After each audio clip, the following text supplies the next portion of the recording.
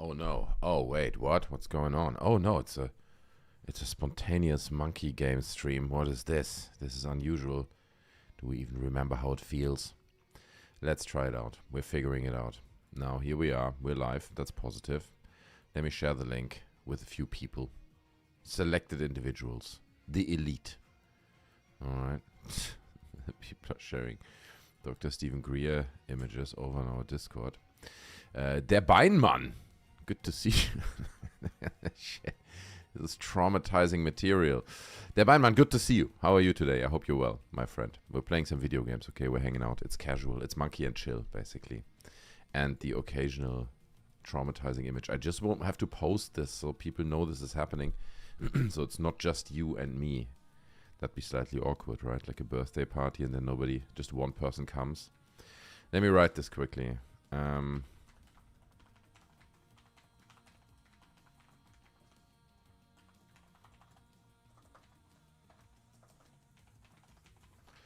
There. I'll put that here. I'll also put it on Twitter, I think. So people know, hey, Brian Morandi, good to see you. I'm glad some people find their way to this stream. Okay, it is always underground and nobody knows about it, but we will play some Call of Duty in just a second. Just want to blast this out there, okay, into the world through a few channels. Stuffman, good to see you. I'm glad you're here. I'm glad you're here. I was speaking about you the other day to my son. He couldn't believe that I gave away a PS5 on this channel, or on my other channel at some point. He's like, what? What? He couldn't believe that that happened at some point. And then I told him about that. Staffman won it eventually. So he was flabbergasted, as they would say here in England. Yeah. Let me click here and there. Okay, we got it. Ladies and gentlemen, well, I'm glad you're all here. Fata Morgana is here, der Beinmann, Brian Morandi. That's enough to get us started, okay? I'm glad all of you guys are here. It's wonderful. It is Sunday. We're chilling. I'm drinking a giant bottle of Japanese beer. I'm sure you're familiar. I like this beer. It's nice and crisp and stuff, so it's very cold. Where I'm sitting, it's warm, but, you know. Indubitably flabbergasted. Yeah, that's what I was about to say. Exactly. That's exactly it. I still can't believe I won it. There you go. That was the 2 seconds of fame for Staffman winning. He actually chose to buy an Xbox, not a PlayStation. Did you ever regret your decision there? Probably not, right? Because there are no games on PlayStation. Let's be honest, right? There's nothing on PlayStation. It's not that I'm like, oh, I wish I had a PlayStation so I can play this game or whatever. Anyway, we'll play a little bit of Call of Duty and I'll check in with you guys. Read the chat, obviously, okay. Quick note here, super pissed off that they removed all these game types. I think the game is so unsuccessful that they can't fill a lot of lobbies anymore for different game types. So they only have 4 game types at the moment that you can play. And it's very offensive because my favorite game type is not in there, so... Sup, Mofos, Fata Morgana, good to see you, bro. Oh, we're just hanging out, you know, it's just going to be a chill hangout session tonight. I'm just going to be here with you guys, chat. Whoever wants to hang out can. Did I switch off the heating? I think I didn't switch off the heating. It's like being baked in here.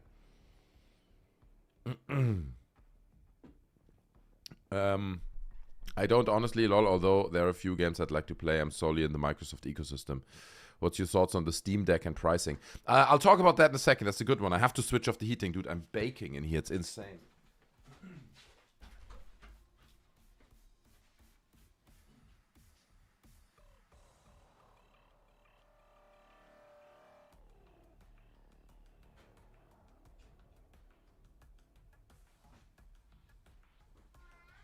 Yes, what is it?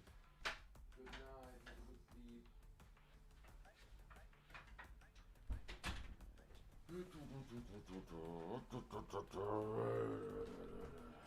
Well, who we have here? It's Blakey the Business Biz. Good to see you, my man. Yeah, let's talk about what Staffman was asking. My thoughts on the Steam Deck. I think you mean the Steam machine, right? And the pricing, because Steam Deck is there, handheld. But I know what you mean, so it's fair.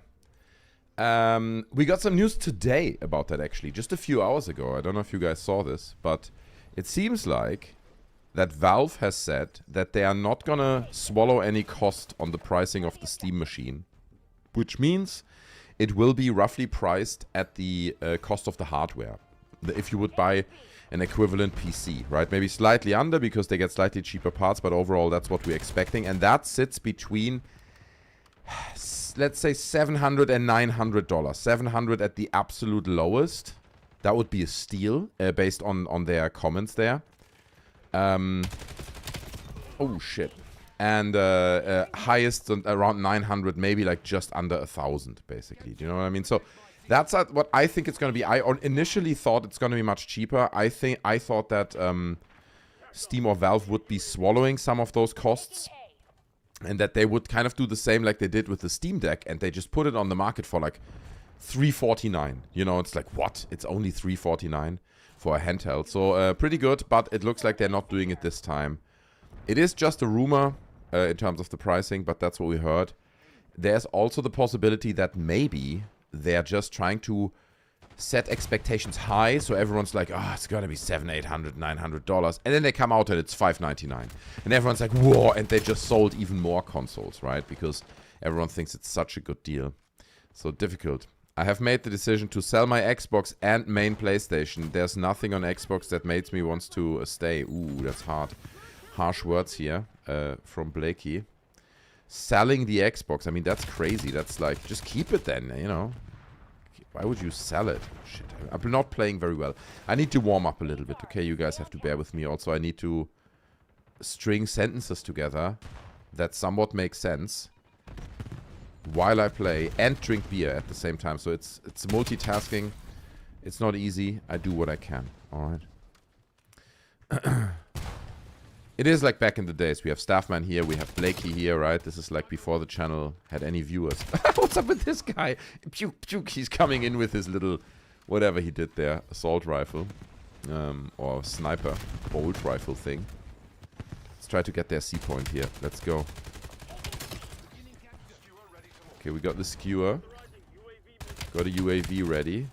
Let's go, hombre. Let's go. You know what I'm saying? Ooh, what do you want? What? Oh, that was one too much. Fair enough. Selling push cash to the PC fund. So this is also so funny. This is the smartest thing you can do, Blakey, honestly, because you can, you know, even if you have a PC, a powerful PC like the one I'm playing on right now, next to your TV and a desk. Let's say you have a desk and a TV, and in the middle is the PC. You can even set it up that it runs on both screens. You know, you don't even need to change anything. You can just sit on the couch. Connect your controller, wireless, obviously, Bluetooth. Why would you build that here, bro? Anyway. And just play and then move over to the PC or do some work or whatever, right? Same machine. You can absolutely set that up for yourself. You need to think about it a little bit, how you're going to do it, but it's totally possible. Hey, Goblin here as well. Look, it's like a family reunion. It's like the good old days are back. Are we winning? I think we're winning. Yeah, that's good. Want to get their last checkpoint. Where's this guy? He's behind us. There he is. I got him. I got him. I got him, boys. Everyone calm down, okay? We got it. It's all under control. You're safe with me. Just stay behind me, okay? And then everything will be fine. No problem. No problem at all. The boys are back. That's true, right? Oh, they're respawning back there. That's good. Throw a nade in there. Okay, let's see if the nade farms a few clicks if they're spawning back there. I like this map. This map is fun. I quite like it. It has this rural American, Alaska, I don't know, vibe to it, which I quite like. You know, some of these almost western towns here. It almost looks like a tourist town or like a fake motel or something. I don't know. It has a cool vibe. And that, to me, besides the design of the map, of course, plays a big role in... Let's go, go! Oh, shit. In, like, how much I enjoy a map, to be honest. The vibe. I'm a vibe person, you know? I have no more ammunition. No, only sniper rifle! I can't do this quick stoping thing. This COD sucks ass, says Blakey the business biz. Let me call in my skewers. This COD 7 says yes, but yes it is. Yeah. Not COD 7, but it is Black Ops 7. Yes, correct. It's the new one. It's on Game Pass. I didn't buy it. I'm playing it on Game Pass. Listen, I know the current winner looks to be Battlefield. Even they are bleeding players as well. People are losing interest. But Call of Duty had like the worst launch in their history. I read somewhere that they sold this year 61% less of the copies of Call of Duty than last year. Like, in 1 year, they bled 61% of the sales, which is insane, right? That is insane. So, It's not looking good. It's not looking good. They have to come back with something big, you know. They have to come back and land something. It's gonna be some dumb Modern Warfare thing, you know. They're gonna be over, because that's all they have at this point, right? It's Black Ops or it's Modern Warfare, and then when they go crazy, it's Infinite Warfare, which is just a spin-off of Modern Warfare as well. So it's you know, it's a charade at this point. It really is a charade. Now, the reason why I'm playing this game, and I'm not sitting here and playing Battlefield right now, is because despite this game sucking ass, as Blakey quite rightly says, it is true, it does. It still feels like a more rounded and controllable experience than Battlefield to me, okay? And that might just be me, might be my lack of Battlefield gameplay skills or whatever. But I feel in Battlefield, I can't control shit. I'm getting cornered here. I can't control the map. I can't read the map. At any time, I could be standing somewhere and someone shoots me from 16 miles away from a mountain because that's where they're sniping from. And it's like, I have no control. In this game, the maps are small. I mean, you get bigger maps now. I can show you guys in a minute, 20v20. Somewhat inspired by the success of Battlefield, I'll imagine. But, so, you get these smaller maps. I'm playing exclusively this kind of deathmatch stuff. And you can control them nicely. You know, you can see where the spawns are. If you die, you know what mistake you made. You're like, I shouldn't have just ran into that room. Or, well, the guy was faster than I was, right? So you never have this moment of like, okay, you're 16 miles away. You know, there was nothing I could have done about this. And it breeds frustration. And despite this game sucking ass, it has less of these frustrating moments for me. I can control it. I can play it. I can... I have a more rewarding experience because here's the truth, in my opinion. Battlefield is a good game, right? Don't get me wrong. The new Battlefield is a good game. It is fairly rounded in terms of its finish and the detail of the experience they give you, right? For a Battlefield game. However, the roundedness of Call of Duty is just not achieved by Battlefield. The level of finish that this game has, you know, love it or hate it, but a lot of time and effort goes into the finish in every little detail. How the player models look, how you read the environment, what distances the players turn up. You know, it is because it exists in so many years, they have pumped so much money and time into optimizing this experience that you see here, right? That it's almost impossible for any other game to catch up to it because it's been fine-tuned over 15 years now. Over 15 years, they've tweaked tiny things here and there to make it what it is now. And it's just an incredibly rounded and finished, well-finished experience. So that's why Battlefield, for me at least, for many people it seems to be different, but for me, it can't compete with Call of Duty. It's a different game. It's not bad. It's a good game. Don't get me wrong. I'm glad Call of Duty has competition. But still, I will stick with Call of Duty and play this game over Battlefield. There you have it, okay? Battlefield has failed me. It's like the Anakin meme. You are the chosen one, Anakin. Getting my kill streaks here, okay? Crazy kill streaks, farming them all the time. I don't know if you guys noticed this. I'm just grinding like crazy through this game. It's insane, you know? Absolutely insane. Do you play Arma Operation Flashpoint, Bindman? Yes, I did. Of course I did. Yeah, I played Arma mostly through DayZ. Okay. Which was an Arma mod at the time. But because we had Arma and we had DayZ, we also played a few Arma missions. Like co-op missions. It's a bit too heavy on the sim side for me, you know. It's a heavy simulation, you could say. Some people may disagree, but I would say Arma is a simulation. Let's check out the stats. Okay, I didn't make it to the top. God damn it. Well, top 3 at least. Okay, top 3, ladies and gentlemen. So, I like Arma. I like DayZ. I like what that spawned, because in many ways, DayZ spawned so much stuff. And Arma also, I mean, the first real Battle Royale mod was Arma 2, right? On Arma 2, they created a mod that has Battle Royale, as far as I'm aware. That was a big success. And then, you know, let's do that for Fortnite as well. And then everyone got it. And then PUBG spawned out of that. You could absolutely say that a game like Battlegrounds Unknown, right? Player Unknown's Battlegrounds, whatever the fuck that game is called, PUBG, spawned because of Arma. right? Around 5 corners, obviously, because you need the mods, and then there was DayZ, and then they did play around. But the modding scene has spawned the Battle Royale games, in my opinion. Freaking love DayZ. Well, there you go, Goblin. Many people do. I played it a bit. I have some friends of mine who spent way too much in DayZ, and they just consumed drugs that don't let you sleep upon for weeks on end, and just played DayZ and never slept like this. I never really got into it too much, to be honest. But it is a great game. I love the loneliness of it, how isolated you feel. But I'm not good at it. I always strand on the beach, and then I try to find apples, and then I starve. And I find a village, like, oh, village, you go through all the houses, nothing. It's like everything has been looted already. And I just starve to death somewhere. I'm too lazy to search tutorials. Okay, don't tell me how to play DayZ. Don't need you to tell me that. I know how to play Call of Duty, that's all I need. Benjaminium, good to see you. Hey, I'm glad some people are dropping by. Look, I'm drinking, as I said, Japanese beer. Should try this. If you never had this, you get it in most supermarkets. It's great. It's a good, fresh, crisp beer, so. The mods for it are nuts. Yeah, that's true. A lot of this shit spawned out of the mod scene. Like, a lot of the content we have now, people underestimate this. And often, people don't know their video game history, right? They think, Battle Royale, that's Fortnite. It's like, no, dude, like long... Oh, yeah, there we go. Slightly different lobby here, I can tell already. People don't have the knowledge that it all spawned from a game like Arma, from like a military sim, in a way. What was that box just now? Did you see that box around the player? That was strange, bro. It looked like I'm hacking. Did you see that? There was a box around the player just now. It must have been like a kill streak or something that someone activated in my team. I have no idea what that was.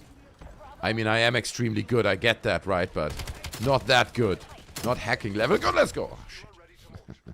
We saw the box, right? What was that?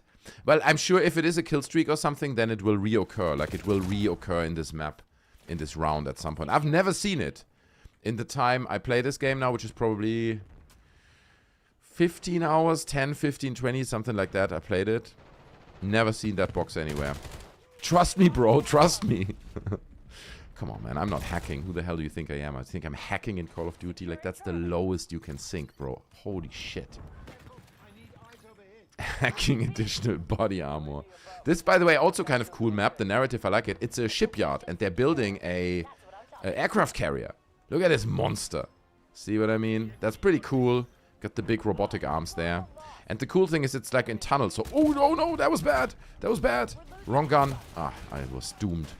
But you can snipe along these tunnels here. And sometimes you farm like 6, 7, 8 kills just by, tunnel sniping. Like these kinds of angles. Boom, see that? Boom, you get the kills. If they line up, you get all of them.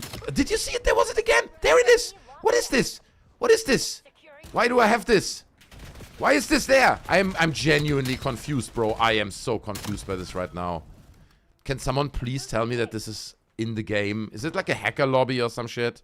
I hope not, honestly. I haven't seen it. It's the first time I'm seeing this in my 20 hours in this game or whatever it is. That's what confused me. Same player. No, just now I saw it on 2 players. Did you see it? I think he can call it in. It must, because it's time limited. Now I see nobody, see? So I think he can call that in as a streak. And then for like 5 seconds you see where the players are or something. A bit like an extended UAV. I think that's what it must be. But again, I've never seen it, so I'm confused and terrified at the same time. I'm taking A, bro. Let's go. Come on. You want A? You want to defend it, huh? What's going... Okay, you defended it. Fine. Fine. You're in the Matrix. That could be it as well, DC Rounds. You're right. Well, we're winning. That's all that matters, okay? It's all about winning. Maybe it's the scope. Is it? No, which gun did I use? No, I used my normal gun, didn't I? No. It's not the scope. I know my scopes. That wasn't part of that. Another one. Come on. Another one bites the dust. No, they're all back there. Let's go. Here he is. There he is. Come on, then. A nade. Little nade. Come on, then. Oh, there they are. Oh, no! I should have not missed that one shot. You used AK-27. Yeah, I do. Yeah, AK-27. Look, there it is. There it is again. There it is again. It is my AK... Does it link? Is it after respawn or something? Is it like a thing I set up that after respawn I see them for like a few seconds? That could be it. That could be it. Maybe. Okay, we're zoning A. That's it. That's it. We're securing it. Let him come. Let him come. There it is, bro. No, no, no, no, no. Nobody's stopping us now. We're getting A. We're getting zone A. Oh, they're coming. They're coming. They're throwing the nades. But we got A. We got it secured. Throwing a nade as well. Let's go. Let's go. That doesn't matter. We did our work. Looking forward to Season 2 so much. Yeah, dude, honestly, we need... I haven't seen what's in Season 2, but we need more content. We need different stuff on here. I am so offended, right, that at the moment they're only giving us 3 game types. Like, what the hell are you doing, Blizzard and Treyarch? Like, they removed... You cannot play Team Deathmatch at the moment. You cannot. They just removed the game type. You just can't play it. They're like, no, sorry, that option that you want to play that game is removed. So, yeah, cool, man. Good stuff, Treyarch. Like, not only did you just have, like, a horrible launch, you also then remove the option for people to play the game how they want to. That is such a good idea, you dumb fucks. Unbelievable. I don't know what they're doing at the moment. I mean, maybe they're too busy swimming in money or something, right? That they just can't make decisions that are reasonable. It is insane. Let's go. Oh, shit. I've not seen the Fallout series yet. You haven't? You should watch it. It's fun. And soon we're getting Season 2, right? Or is it out already? No, I don't think it's out. But Season 1 was really fun. It was a fun watch. Probably one of the best video game adaptions for series and shows that we had, I would say. It was really well done. Gives you hope for other franchises, right? Gives you hope for franchises like maybe Elder Scrolls. That would be insane, right? Like a Skyrim TV show. Wow, like that could be insane, dude. That could be absolutely insane. So if they nail that and it's got a positive reception, right? Like people are very... Oh, I'm fucking up. I'm fucking up. Sorry. People are... Oh, I'm tagged. People are... oh, God. Very hyped about it, about Season 2, and people were very positive about Season 1. So, you know, everyone sees that. Everyone sees, oh, look, there's something people like. Let's do that again. So maybe there's a little bit of hope. Let's see. Okay, let's capture B. Let's go. Let's go. They're picking up, man. They're capturing 2 points. That's not allowed. It's not what they're supposed to do, right?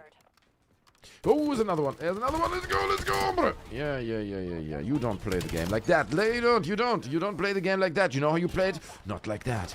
Come here, bitch. They're all back there. There he is. Come on. That's right. That's right. Oh, God. Oh, God. I need to reload. Brief second. Just a brief second. Ah, you dumb fucks. Mass Effect show, please. Oh, yeah, Mass Effect. Actually, we can play a little bit of that as well. I have been playing Mass Effect Andromeda. I'm like 2-3 hours in. It's not great. Okay, it's not great. But it is a Mass Effect game, and probably it's not as bad as people make it to be. I'm kind of hoping for some story stuff to happen. Oh, okay, that was bad. I apologize for that one. But, so, maybe we'll play a little bit of that. You guys can let me know. We can also switch over to Mass Effect Andromeda. We can try to, you know, try the love arches of all the characters. And then we get horny over alien boobs and stuff. That's gonna be great. I can't wait. Can't wait for that shit to happen. Did they make any unforgivable lore mistakes in the Fallout series? Well, that's a good question. To be honest, I'm not that deep in the Fallout lore, so I wouldn't be the right person to... Look, there it is again. And it's a different weapon this time. Fuck, this confuses me so much. I can't focus. I can't focus when I have these boxes, bro. It confuses me. Oh, God, anyway. There he is. There he is now. Oh! Thank you. Assist there. I know it's the same weapon. Andromeda is not as bad as people say. Not great, just okay. That's the thing, right? It was okay. There's some creepy things in the game, like the way players walk. It is sad, I think, just because of the context of the other Mass Effect games, right? Because they were so good. Even the third one was not great, but it was still an entertaining story. You know, it had like a conclusive. It offered a conclusive end to the trilogy and stuff. So we're just coming from this point of high expectations, and we're like, look, they can do it, and then they do it not as good. So if Andromeda would have been the only Mass Effect game that ever came out, I think then the story would be a whole different one, to be honest with you. But there's another one there. There he is. Fucking it up. Why am I doing this? Skewer ready to launch. Let's go then. What are we waiting for? UAVs. Rocking the UAVs, bro. Uh-oh, it's my homie. There we go. Let's go, let's go. They're all back here. Oh, shit. Sorry, I'm not reading enough chat. I apologize. But there we have it, okay? We pulled the victory. Almost, look, raped them. I mean, that's a bad word, but 200 to 100, bro. That's not good. It's not looking good. That means the next game, right? That's how Call of Duty works. The next game I'm going to lose so hard. I'm going to get so battered in the next round. Because Call of Duty decides now that I'm good. Too good for these lobbies. So let's put him into a lobby where he just gets like... I don't want to say any of the words. It would be wrong to say those. GG, Goblin. I appreciate it. Thank you, sir. Yeah, no, there we go. Quake 3. I mean, that's what I grew up with. That's my mother milk. Quake, the original Quake, and then Quake 3 Arena, obviously. I think it's... something with your UAV and the scope, says Mr. Prism. It could be, but that's a crazy... I mean, to be honest, it's not really useful because you just see it for a few seconds. But let's see if it comes back now in the next round. It does confuse me slightly. There you go. Let's see. Must be a perk you have, right? I'm glad you guys don't accuse me of cheating. Most of my TV viewing time is 4 years old based at the moment. Yeah. I've tried to keep up. I've watched the new DiCaprio movie, right? Directed by Anderson. Paul Thomas Anderson. That's the director. Paul Thomas Anderson's new movie. It's called One Battle After Another. And it's not bad. I expected something else. I don't want to go into spoilers now if you still want to see it. It's not great because obviously Paul Thomas Anderson is also the director of There Will Be Blood, which is an epic masterpiece. Like, it is maybe one of the best movies, I wouldn't say ever made, but it is an incredible masterpiece. There Will Be Blood. Just a huge epic story. Beautiful movie. So again, expectations were high, and I think probably one battle after the other. The new one is not... What the fuck is this guy doing? Is probably not living up to those expectations. But it's still a fun film. All I'm going to say is I expected it to be very serious. And it's actually, in parts, of more of a comedy. And it is quite clever because what they do is they mix a lot... Or what he does is he mixes a lot of genres. Suddenly it's a comedy, and then suddenly it's like a drama, and suddenly it's like all about this relationship, and it's like a relationship drama. And it switches between these genres, but very skillfully, right? It's not like clumsy. It's very well done, and the movie works very well, but it has a very irregular pace to it, I would say, which I enjoy. You know, I always enjoy when directors do something that's a bit unusual and a bit unexpected. It's probably also not like DiCaprio's best movie, you know, but... It's watchable. It's watchable. There Will Be Blood is top tier, right? I agree. There Will Be Blood is like such an incredible... I mean, the performance by Daniel Day-Lewis, but also Paul Dano, right? Both of them. It's just the performance is so flawless, so powerful, so... You can see how committed these people are in these roles. It's unbelievable. So, and I think Daniel Day-Lewis even got like an Oscar just for that role of portrayal of this guy. So well deserved, you know. Absolutely incredible. Absolutely incredible stuff. So, yeah, Paul Thomas Anderson, you know, he's on top of my list of directors. Definitely a dude. I want to see everything he does. Oh no, that's too many. Oh, that was bad. That was bad. DiCaprio, best movies, The Beach. Oh, it's hard to say. I'm not a hardcore DiCaprio fan. I think he's good, right? He's a great actor, and you know, you can see it, like, for example, in the this one where he plays like this guy who gets attacked by a bear, right? He challenges himself in the roles that he plays.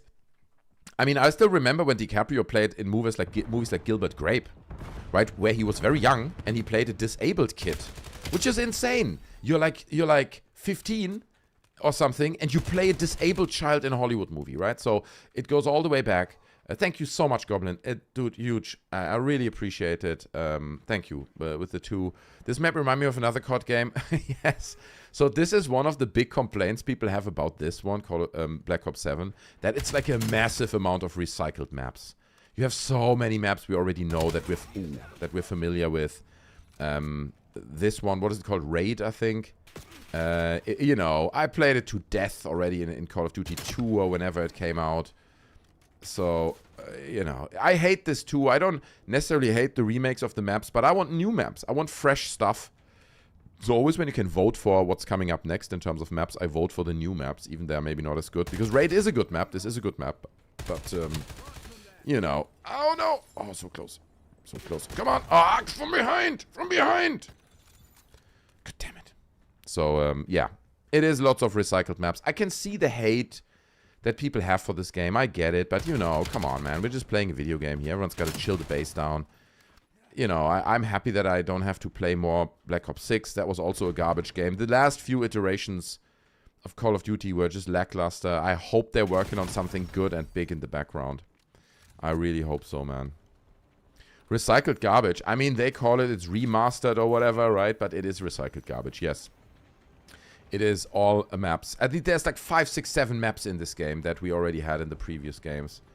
That are just like slightly better graphics, basically, so... Oh no, you didn't. He was up there. Caught Me If You Can Get is a banger. Catch Me If You Can, you mean. I know what you mean. Oh yeah, back to DiCaprio movies. So there's a whole load, right? So I have to say, one of my favorites of him is probably Wolf of Wall Street. I think he's great in this. Like, extremely powerful. Great performance. The Beach is a great film. I just wouldn't say it's DiCaprio's best. It's maybe Danny Boyle's best, right? Like Danny Boyle, the director, I know, Trainspotting and stuff, but The Beach is a great film. It's a great film. It's just, I'm not sure that the acting by DiCaprio is like his best or whatever. Oh, I'm picking up funny guns. Let's try this one out. Oh shit, if we get the chance even. Oh, we don't. He was great in Django, that's true, he was great in Django. He was great Catch Me If You Can, he was great. He's almost great in everything. You can't list a DiCaprio movie where it's really bad. Shutter Island was also fun. Shutter Island, right? That was a good DiCaprio film too. Dude, he's, you know, there's a reason why box offices love him, because he's a good actor. He's, you know, he's giving you an entertaining 2 hours. So I respect that, you know. I can tell you guys a little DiCaprio story. I mean, I've told it before, but as you may know or not know, my dad used to be this pilot, right? So he flew for this big airline.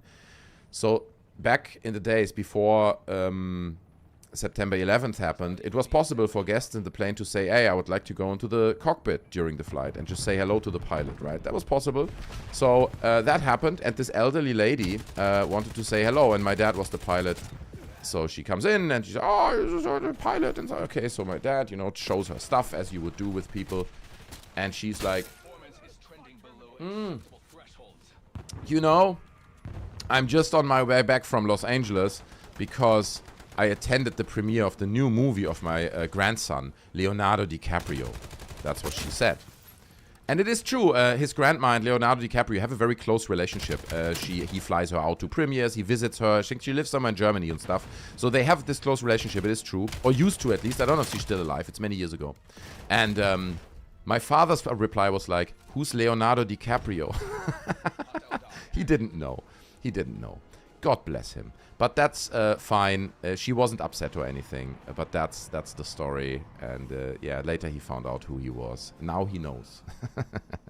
But I think that was around the time when Romeo and Juliet came out. The older generation will remember Romeo and Juliet. Another good movie. I mean, honestly, he's delivering the Shakespearean vocals, bro. And it's a great film.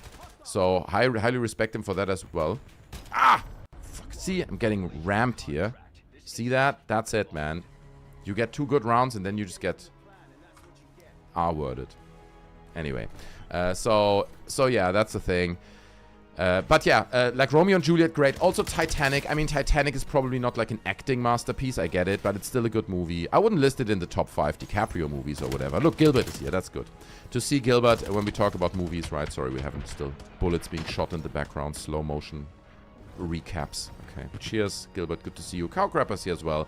The Mr. Prism. Who did I meet? Truck Flip. I love you guys. Thanks all for being here. It's great. Departed. Yeah. I didn't like Departed. Departed has such a good lineup, right? Who's in it? Like Matt Damon, isn't it? Jack Nicholson or something. It's like a crazy lineup. I felt the movie doesn't really tell a clear story. I was like, what the hell is going on now? Maybe I'm too dumb for it, so.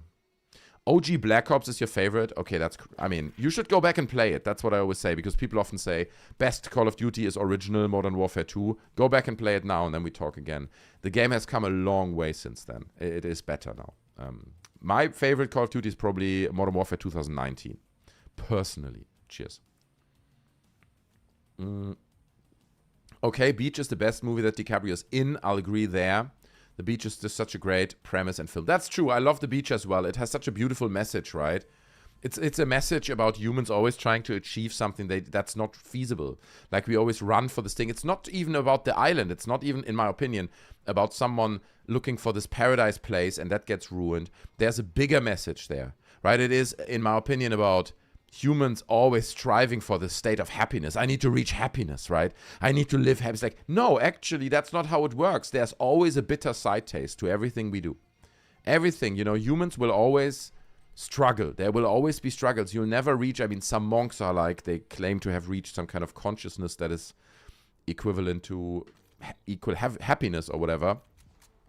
But I think it is an illusion, Humans tend to strive for these unrealistic things that we told ourselves we need, and yeah, it's like it's much easier and probably also more right, in my opinion, to accept that sadness is part of our existence. Sadness is part of us, Sometimes we're sad. Sometimes things go wrong.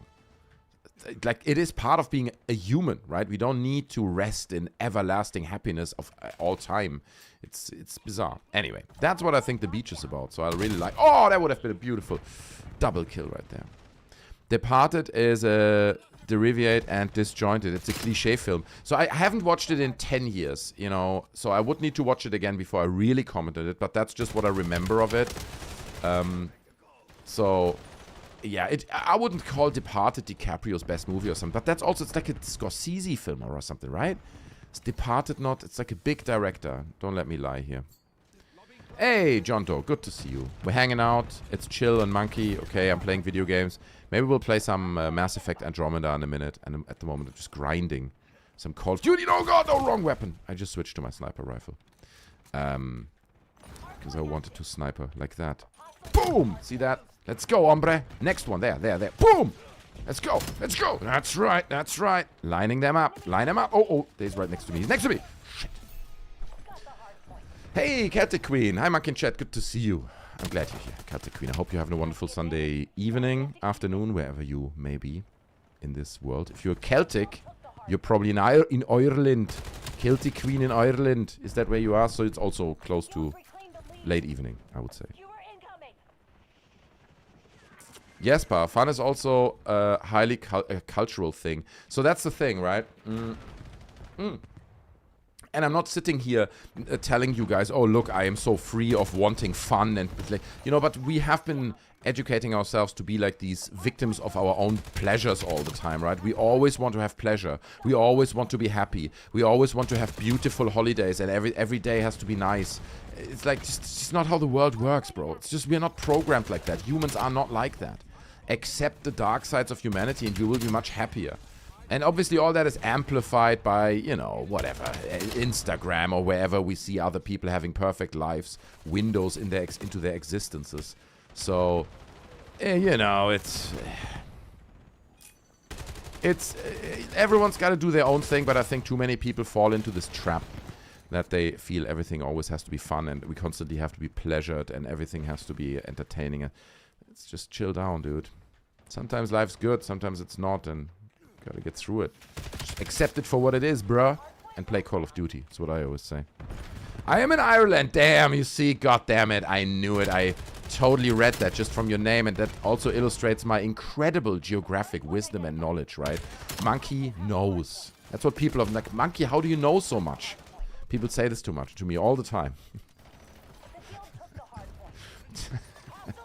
Nobody has ever said this to me in my life.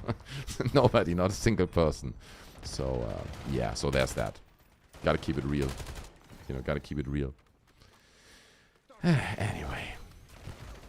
See that new helicopter game? Cleared hot. Like those ancient Desert Strike Series games. Oh, okay. No, I didn't see it. I saw it on Steam. But I did not look into the gameplay or anything. Wise little monkey. That's right. I'm very wise. Wise beyond my years. That's, you know, something I get a lot. People are like, monkey, you're so wise beyond your years. How? How? The wisdom. Why do you not have a long white beard? People say to me. What can I say? What can I say, you know? I just try to stay humble. That's all I can say. Just trying to stay humble over here. While getting all those crazy kill streaks. Oh god! Not like that. Departed is a remake of a Hong Kong movie, Infernal Affairs. Oh, really? I highly recommend to watch the original. Oh, that's interesting, DC Runs. I didn't know that.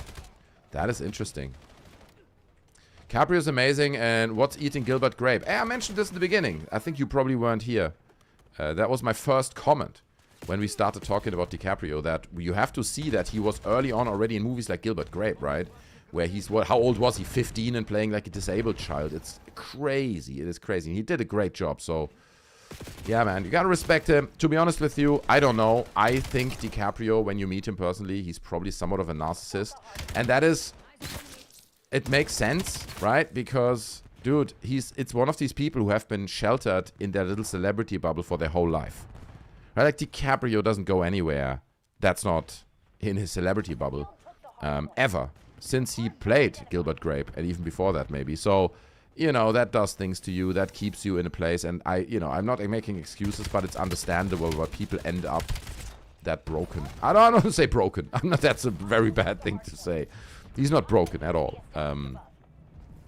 But, you know, that they are like slightly narcissistic and detached from the real world, I would say. That's what I mean. But yeah, there's loads of good DiCaprio movies. Like, there's loads to list. If I would have to choose one...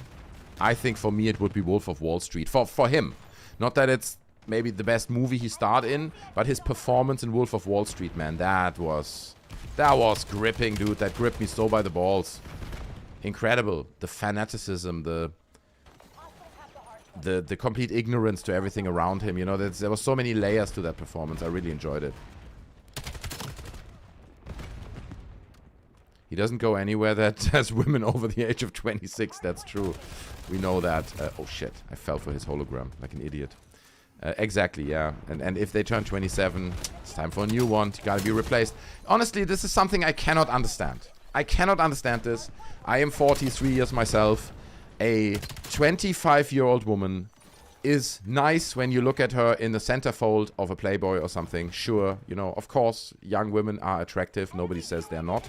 But, bro, I have nothing in common with a 25-year-old woman. I wouldn't even know what to talk about. It is like such a detached worldview to hang out with these young women. Like, and also, I mean, that then also, and let's be honest there for a second, it taps over into what you find attractive. I don't find 20-year-old women attractive. They're children, bro. They are children. I'm sorry, but like, if I see girls now that are 23...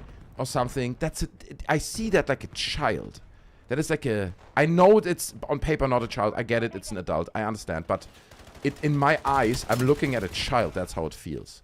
So it's like, no, you know, I don't... I'd say we're starting at 30. Okay? For me personally, women that I'm interested in start at 30. And that's already young.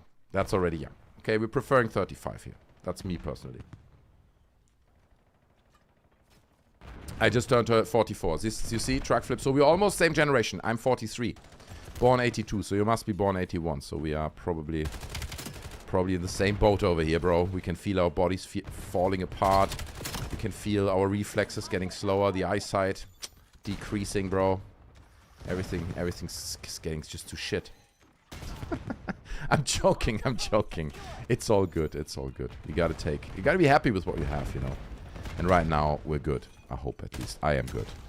Come here, you little. What's she doing? What is she doing? 47. Eyesight going to shit. There you go, DC rounds. I'm now starting to notice it. Like, just in the last half a year, I start to notice it.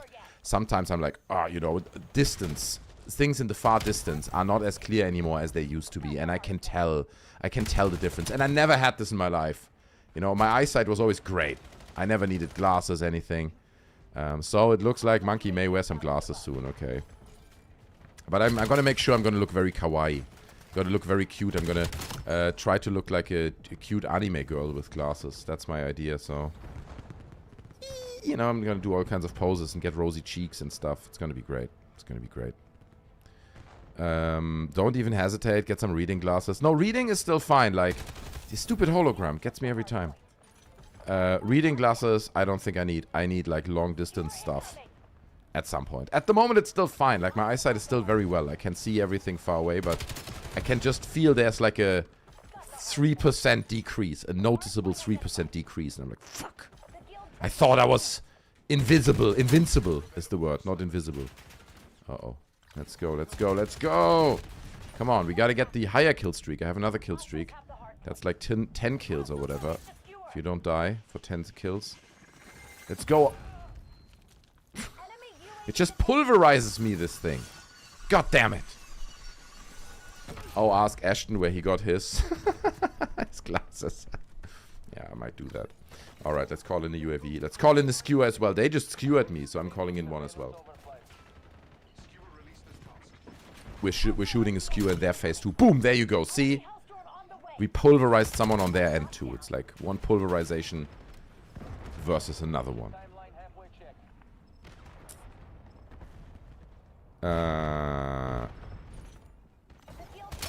Oh god! Oh god! Be careful. Wow, 380. What did I do? How did I get all these points? I'm not playing the objective at all here, by the way. Everyone needs glasses. Who has glasses here? You guys wear glasses? Do you have any form of glasses? Look, I'm getting so defeated here. I came in second, but still defeated. It's embarrassing. I'm very embarrassed here. 43 is when I started wearing them. Our eyes just stop focusing the way they should. Exactly, right? That's the thing. You're like... You try to focus on something in the very far distance, and you could easily do that in the past, and then you suddenly can't. You're like, God damn it, man. Why? Why is this happening to me? I thought I'm different. And then it turns out... Oh, double! Is he getting the double? Was that a double? No, it wasn't. Ah, shame. I do, but I refuse. I have to use them. I stopped wearing them when I was around 15. Oh, no. So what do you use, like contact lenses? Because, dude, you can't navigate the world if you can't see things sharp. That's not good. Do goggles count? What, like swimming goggles? No, they don't count. That's not. I thought my eyes were going bad. Turns out I've got 20/20 vision with a worsening case of photophobia. Wait, is that not that horror game everyone plays? I know, it's Phantasmophobia. I'm joking. I'm making fun of your illness. Do you see? This is the level of this stream. Let me quickly pee. I'll be right back.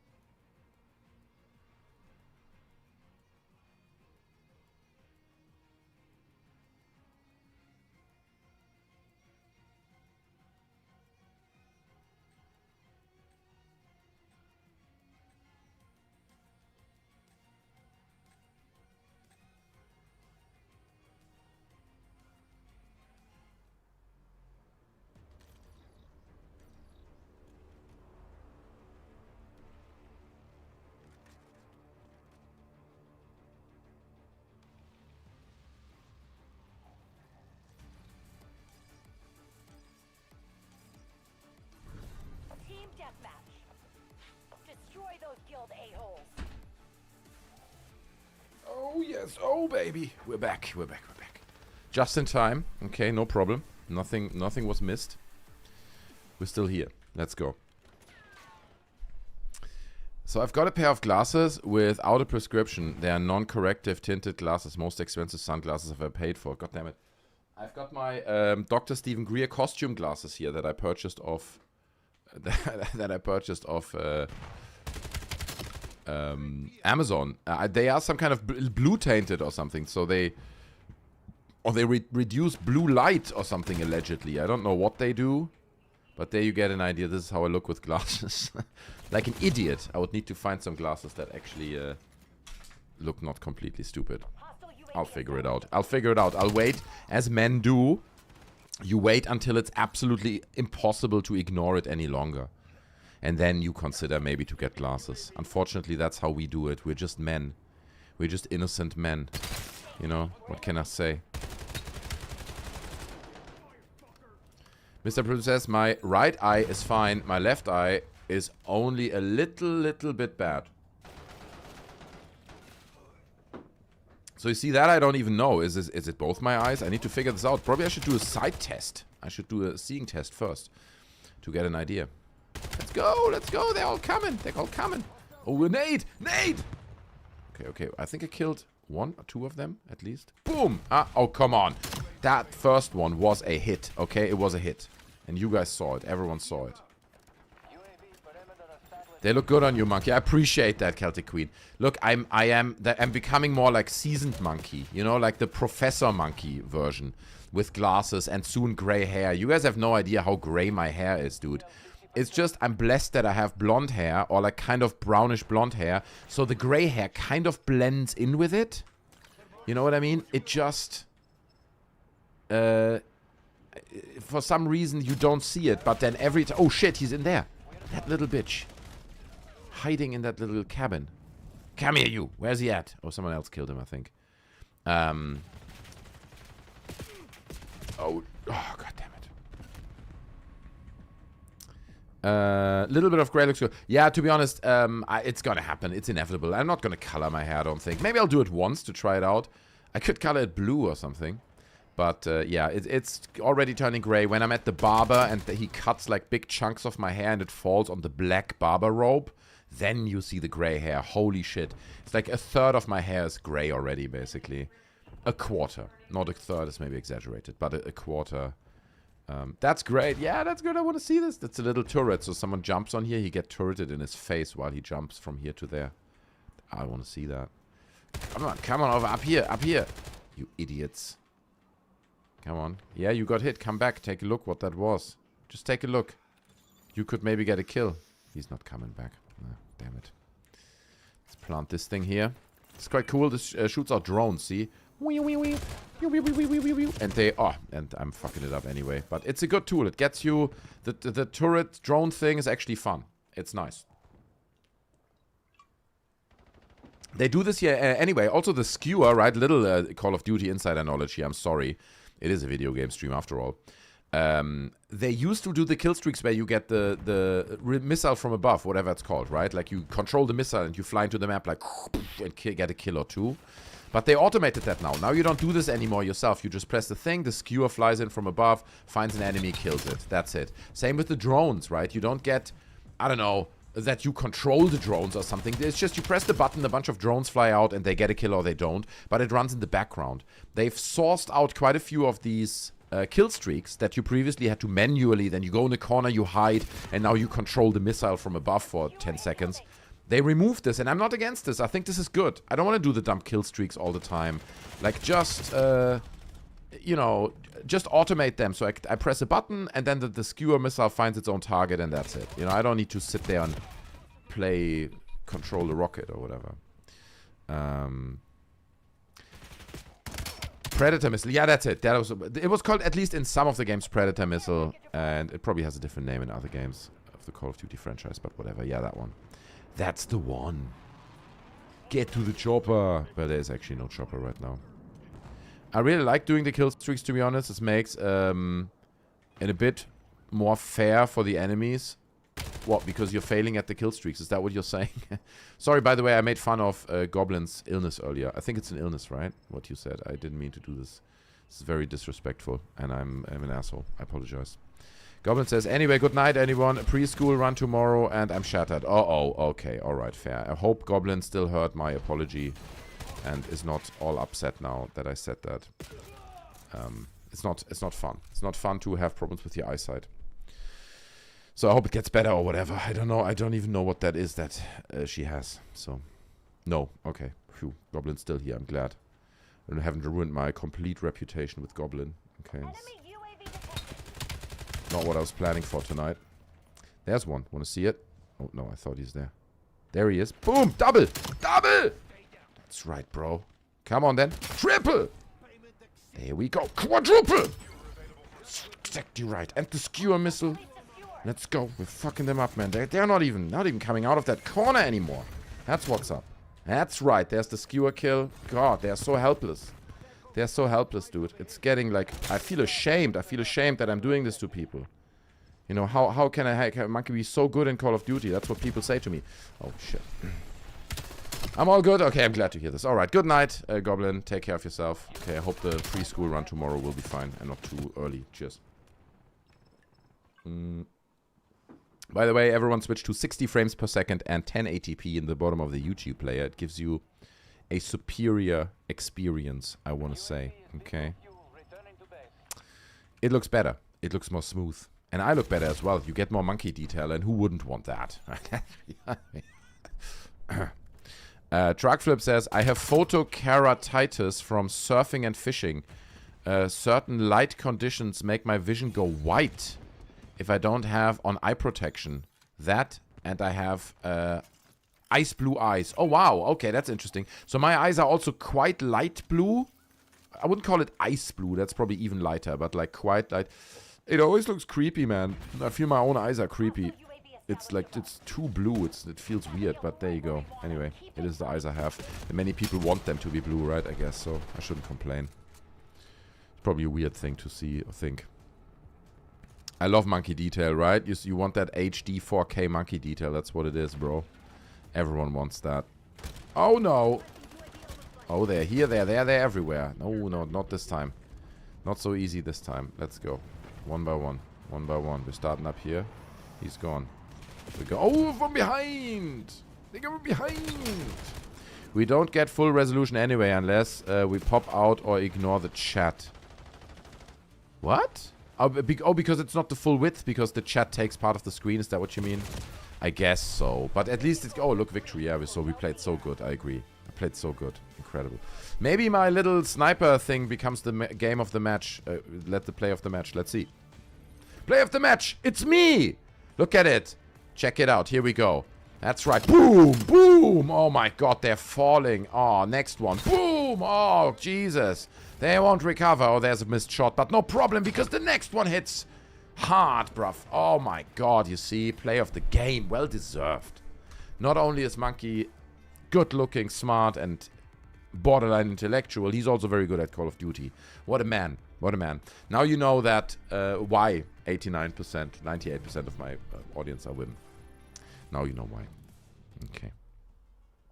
GG, Patukev. I appreciate it. Good to see you, Patukev. I'm raising my slightly oversized bottle to you. Cheers. XD. I waited for this moment. Are you ready? Are you ready? Ba, ba, ba, ba, ba, ba, ba, ba, ba, ba. There it is. Wait. Ah, there's the applause. That's right. Wait. Wait. Oh, you can still hear me. Okay, fair enough.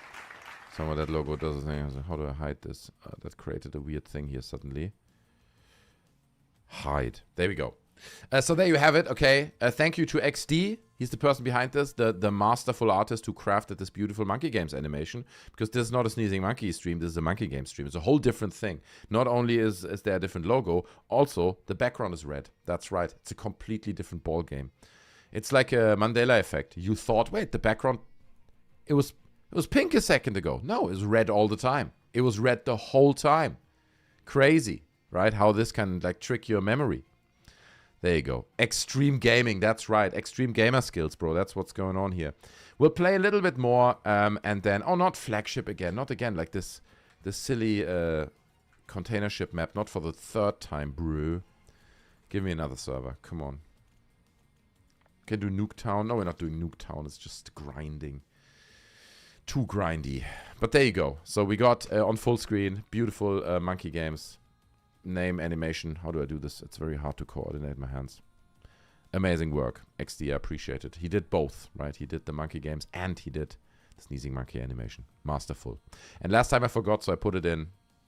I'm proud to present that he did that. And if you want an animation like that, talk to XD. Okay? Only a few £1,000 I paid for this. It's fairly affordable. I found it was very affordable, so. No more unbearable guilt anymore. Yes, I have moved past the unbearable guilt of you doing work for me and me not even using it in the past stream. Why am I spectating? What is this? Can I please join this game? Thank you. I don't want to spectate. What is this game? Yeah, anyway. We need a 3i Atlas kill streak. Where you bring in 3i Atlas. It's beyond a nuke. You need like, it's more than a nuke, right? Only if you get like 50 kills in a row without dying, you get the 3i Atlas thing. And it's like Avi Loeb is on the line. He's like, hello, yes? Oh, you wanted the I can redirect 3i Atlas, no problem, bear with me. And then it comes in and destroys everything. Everyone dies. You get like 6 kills in one go. Something like that. It'd be great. That's such a good idea, Truck Flip. I mean, dude, they gotta go with the times, you know? Fortnite would do it. Fortnite would do it because they understand how important it is to be funny. But not Activision. They think it's all serious, right? Call of Duty is serious. And at the same time, they put unicorns on guns. You know, like, what the yeah. Avilop is riding 3i Atlas into the kill zone. Yeah, you're right, dude. He's riding on it, and it's like, let's go! Boom! And then smashes into the arena. It'd be great, man. It'd be so much fun. It's a very good idea. Favorite idea of the night, to be honest. Ah, let's go, let's go. Okay, we still got it, we still got it. I think in a minute we're switching over to Andromeda, Mass Effect Andromeda. We'll look at that a little bit. Some story gameplay, fly through space, shoot some aliens or something. Let's see. Or maybe we'll just hang out for a moment. That's a possibility as well. Can't always play video games, right? Ah, come on, you. A burger flying through the sky with a banner saying nothing behind. The giant nothing burger. Dude, I still think it's a huge loss for Lou Elizondo that... Oh, shit, that was a mistake. Just to get that tag. That he's not selling these things in his diner or whatever it is, right? A nothing burger? Come on, man. Please. So I want it. I would pay for it. It's what I would order. That's the Lazar kill streak. Oh, yeah, you get like a Bob Lazar. What would that be? It's like a secret door, and inside is a flying saucer, and you have to run in. You get special equipment. It only opens for like a few seconds. You gotta catch the window, you know.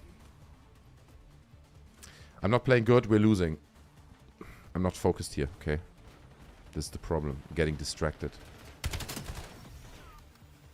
We gotta grind. We gotta get back into the grind. Let's go. Let's go. Look, look, look, look, look, look. Ah! That was a Hitman. I swear to God, that should have been. Speaking of Hitman, did you guys see this Slim Shady crossover? Like, what the heck's going on there? They announced it at the Xbox Partners Showcase. Apparently, there's a Slim Shady versus Eminem crossover for the Hitman franchise, where Eminem contracts Agent 74 to take out Slim Shady. This is not a joke. This is I'm for real. Look it up. And I'm just like, what? Why? Why does that exist again? Yeah, anyway. It's a thing. Bob fakes your Call of Duty wife's... No, wait, what? Bob fakes your COD wife's natural death in Lazar kill streak. Oh, right. He fakes a few deaths. That's also not about it. He opens a bordello or something quickly. Cashes in, makes you a lot of money in the game, and you get like a special item or something. There's loads of possibilities here, right? Like, but honestly, I thought about it the other day. You guys know this. I spoke about this before. My great video game idea that one day I will pitch to someone that cares about it is basically the idea that, okay, here it is. It is basically a Call of Duty game. Okay, I have to go back a little bit to explain my point here.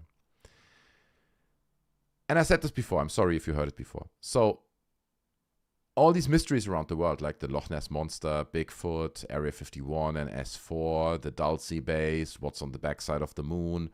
Imagine there would be this crazy billionaire, a little bit like Elon Musk, but crazy in a different way.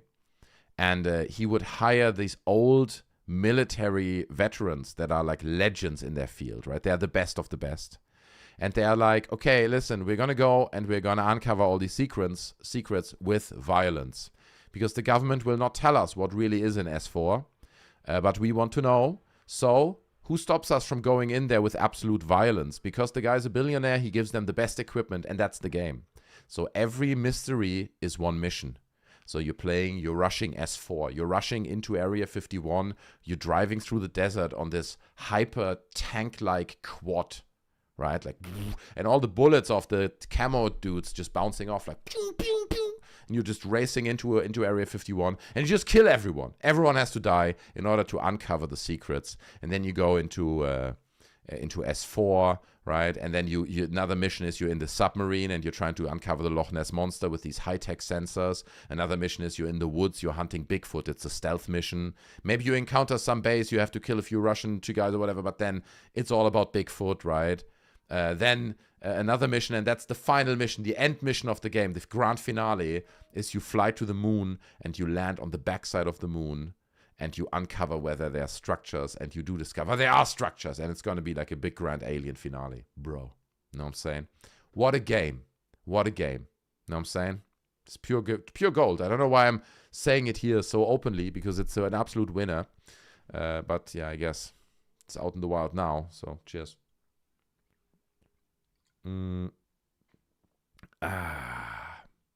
What happens to that missile is everyone has a ceiling over their head. Yes, but that can happen. Then it just smashes into the roof somewhere and you don't get the kill. It happens. Sometimes you call that skewer thing in and it can't find a target, and then it's no kill. That's it. Yeah, but most of the time someone somewhere is out there. And buildings in Call of Duty are also so designed that often they have glass ceilings, so it can go through there into the houses for exactly that reason. No, Bob Fay, we said already. Rose, good to see you. Rose03 says, maybe they have to get alien artifacts in the game, like the Booga Tube. Right, that could be another thing. Then you have to break into Jaime Maussan's home to steal the Booga Sphere, to open it. They're going to violently open it. So that's great. That's going to be the game. You're puzzling together this global mystery. Part of it could be also the Vatican library, right? So you have to break into the Vatican library. I mean, dude, please. How awesome would that game be? Please, bro. It would be so good. It would be so good. And then, obviously, around all these mythicisms and stories, you can build a bigger arch, like a bigger story around it. I don't know what it would be. Like some bigger entity that control, something like that. The Jews. Yeah, the Jews. Not the Jews. I'm joking. Okay, I went full David Icke there for a moment. Uh-oh. Shouldn't have said that. Anyway. I love David Icke. Just want to say that. Smash like, okay? You can see that more people are viewing than smashing like. That's not good. It's disrespectful. Muscly Man Comics with the 5. It means a lot. Thank you, bro. Huge. Coming through. Over on Monkey Games, man. Drinking to you, okay?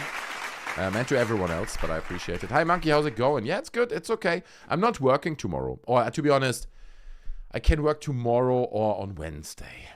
Tuesday I work anyway, but like I have either tomorrow off or Wednesday, so to be honest, I'm probably going to be lazy tomorrow. You know how it is. And then I'll have to do all the work on Wednesday. But that means we can hang out tonight, we can chill, we can, I don't know, listen to some music. We could do that, for example, maybe. Let me put some music on in the background while we're not playing anything, right? Oh boy, it's loud. It's a vibe, but it's a loud vibe. There we go. That's better. I don't want to scream over the music. Oh yeah, the Vatican Library, which has the old paintings, which the evidence of UFOs painted. That'd be cool, right? Exactly. So you recover those, and you recover old, ancient, Vatican-stored UFO files, where somewhere in the Bible there was a part of the Bible that was removed, and that spoke about alien visitors and stuff like that, right? You find these aliens. Like, you can obviously go a little bit fantasy. It doesn't need to be all rooted in the realism of stories like Bob Lazar's story or whatever. Like, you can go crazy with it. I think it'd be so much fun, dude. It'd be such a good game. And obviously Call of Duty and Activision and all these people are completely creatively bankrupt. They're all out of ideas, So, anyway. Gunship Monkey. Yeah, so you could do gunship missions. You could hunt Bigfoot with a giant minigun. Like just saw him in half with a minigun. It's Call of Duty, okay? It's Call of Duty. Cheers. That's what that is. Anyway, yeah, video games, you know. It's so sad because I really don't have a lot of time. I always feel like I want to do more videos on Monkey Games and just do also little commentaries on just video game subjects. But I just don't have the time, man. It's a shame.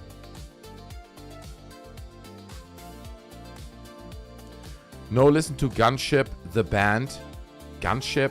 Listen, this is music that's not copyrighted. I'm not going to listen to copyrighted music, dude. Can't do that. Can't do that on stream. I'm sorry. It's got to be no copyright sound, because otherwise I can throw this content away. I will have to take the stream down. It will never be available for anyone to rewatch, so. Know what I'm saying? It's content. The Vatican Library, says Massiman Comics. Oh, don't they have the Ark of the Covenant filled with nasty ghosts and stuff? Exactly, right? You would need to do some research about what's going on there, but you can see it coming together. Bigfoot, the Loch Ness diving, Area 51 S4, the Vatican Library, the backside of the moon. These are all incredible missions that just wait to be made, to be honest. They just wait to be made. I think it's a masterpiece, and nobody can convince me of anything else. I'm fiddling with my microphone here. It's wobbling weird. Anyway, I just need to let it go. I'd buy that game, right? See, thank you so much. Maybe one day. To be honest with you, I wouldn't. But I know a guy who's very good friends with Activision. I did a little bit of work with him when Overwatch launched. Okay, I'm probably breaking NDAs here. But when Overwatch launched, I worked with him. And I did some work for Overwatch. And I did some work for Guitar Hero. Uh-oh. Spoiler, and I'm doxing myself. So I did work briefly with Activision. But, you know, Guitar Hero, when was that? Like 12 years ago? A long time ago we did that. But I know the guy who facilitated that. And he is friends with Activision. I even visited Activision once. I went to their headquarters, or like not headquarters, but their location here close to London. So yeah, you know, I could talk to him. We can pitch the idea. Let's get the idea in front of the bosses, bro. We're gonna direct it. And obviously, who could be a bigger expert on the subject than me? Obviously, I have to be the director of that game. On your own time then, Monkey. Gunship's normal. Okay, I'll check it out, Truckflip. I'll check it out. I appreciate it. XD, big leak. That's how you call it, right? No, it's actually called Call of Duty Disclosure, bro. Call of Duty Disclosure. That's the game. Launching 2029. Oh, I want it now so much. I never thought about that. It could be a Call of Duty game, but it actually makes perfect sense. The military style, you know, the whole veteran story. The brutal, just we're pushing through with raw force kind of thing. The high-tech angle, right? You're using drones. You're using a top-notch, what's the word? Up to date, like the most modern technology, like robots and stuff, like these automated little dog-like robots and things like that. You know, I think it'd be super fun. Monkey Theft Vatican. No, I think it has to be Call of Duty Disclosure. Something like that. Big league. Call of Duty, the big league. Yeah. Doesn't flow as nice. You could spec out a level in Unreal Engine for now. I mean, yeah, I could. That's true. I could kind of create it, but I've never worked with Unreal Engine. I know a lot of it is actually like kind of point and click. You know, you like pull assets in and move them around. I do know how 3D software works, so it shouldn't be too difficult to get into Unreal Engine. A little bit, at least. But nah, bro, look, I have barely time to make videos for this channel. Actually, I don't have time, so when am I going to do a video game? I'm just not going to do it. And state of the art, that's it. Sorry, my brain is mush. But yeah, state of the art stuff. I don't see this as something that you produce at home as an indie game. It could be, but I don't see it as such. I see it as like a AAA, all guns blazing kind of production game. Hey, Bucho, good to see you, my man. I'm glad you're here. We're hanging out and drinking beer, bro. Good day to you, Monkey, and good day to you, chat. I'll be right with you. Just smash the like button. That's right. Bucho is a good man. He always does it. Oh, yeah. I've just got a picture of Bucho coming in. Here he is. People who smash the like button. Okay. That's how they look. Just want to put that out there. This is an actual picture of Bucho. Sorry to dox you like that on stream. But ladies, you know, just if you want like a prime cut man, just look who smashed the like button on this video. Then you can just go for that. That's what I would say. Appreciate it, Bucho. Rose says, true. I think you'd have to make a game while streaming, but then again, that takes away from your game time. Oh well.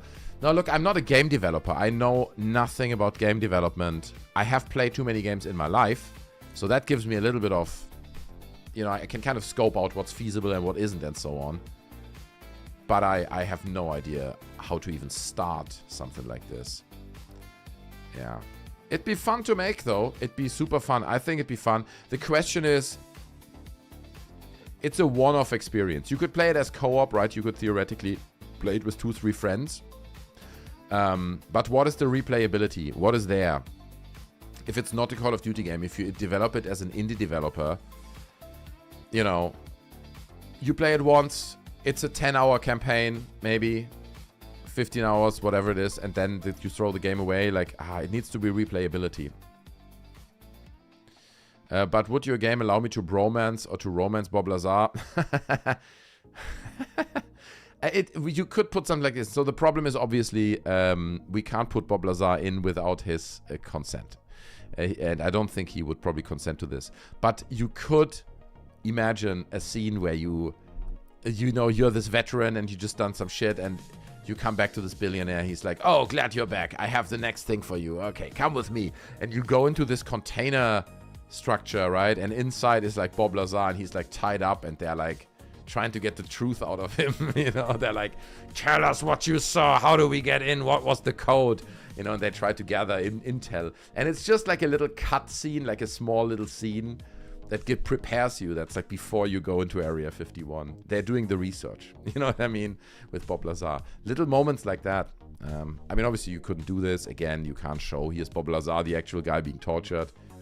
But you could say there was a scientist and his name is Lobby Laser, okay? Famous researcher, claims to have worked in this secret base. We've got him over here. We're torturing him right now, getting the infos out of him. Lobby Laser, bro. Cheers.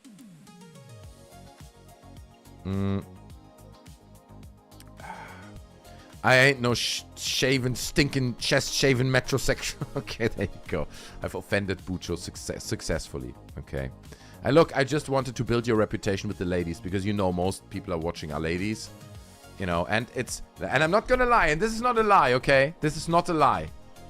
It wouldn't be the first relationship that comes out of the monkey community.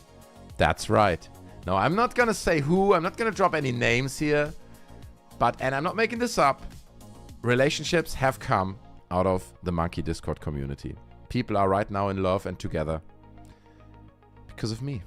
Because of my great achievements. I'm joking.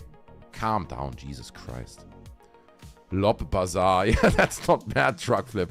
A little bit too on the nose. I don't think you legally get away with that. And he also kind of looks like him with the big glasses. Lob Bazaar. I love that, though. That's pretty good. Arnie Pope. See, so you bring all these people in. The whole thing has to be like a parody on ufology. Instead of saying it's a never-ending disclosure, it's like it's forced disclosure. We're going in. Is anything there? We're uncovering it. And of course it is there, right? So you find Area 51 and then you drive in this vehicle, in this Jeep that you find there up to S4. You uncover. That's why you go into Area 51. You uncover the location where S4 is exactly. Boom. Once you found those documents, you see like a few experimental aircraft and stuff in Area 51. But then you race up north or wherever it is and there's S4 and then you go in. And that's where all the shit happens, right? And there are different floors. You go like sub-level 1, sub-level 2, human experiments, aliens in tubes, recovered aircraft, the whole shebang, right? It's gonna be the whole shebang, like S4 the facility as you imagine it in your dreams, in your little UFO dreams. So that's the idea. That's the idea, yeah. We got 98% females in the community, remember? Yeah, true. I forget that sometimes. But then I remind myself of it. That's what it is, yeah. I work construction for over 3 decades. Bull busting in my love language. Okay, there you go. Bucho's coming back. Bucho's trying to put himself back on the radar. He knew he kind of messed up with this whole chest-shaving metrosexual thing that didn't go down well with the ladies, okay? His stock just went down. He's like, no, actually, construction worker, 3 decades, bro. Imagine how I look, right? He looks the exact opposite of what we see here. He looks he looks like Tom Selleck with more muscles. Okay. He's trying to save what he can with the ladies, okay, with the 98% of viewers right now. Well, the construction explains the physique. That's right. The lowest level of your encounter, Joe Rogan. What? At the lowest level? Oh, at the lowest level you encounter Joe Rogan. That's true. We need Joe Rogan in there somewhere. Joe Rogan has to be... Maybe a UFC fight. Maybe you have to storm a UFC fight or something.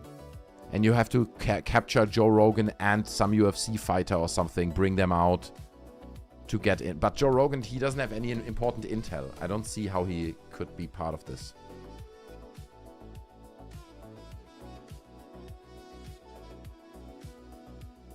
Jerry Golf Ball. Start with Alex Jones. Alex Jones would be good, right? That's another... Yeah, that'd be great. See, there's so much potential here. Do you see? Like, it's such a rich canvas. This whole story of this game. Dude. Like, when you have a concept like that and it's just like infinite ideas bubbling up all the time, that's what you really want, let's be honest. It's a rich breeding ground for ideas and great game. Towards the end of his life, he spent some time in my town for some reason. What?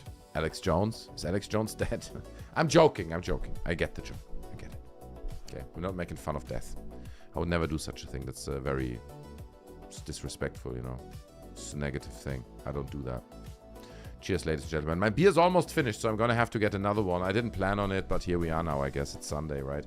I'm off tomorrow. I might as well get completely drunk. No, I won't. Listen, a beer like this for a German, you barely... I mean, dude, it's like water. Let's be honest. I grew up with it already in... when my mother fed me with the milk, right? With the milk bottle, mix a third of beer in there. Just mix it in there. So it is more like water for us, you know. And it's Japanese beer as well, so what can I say?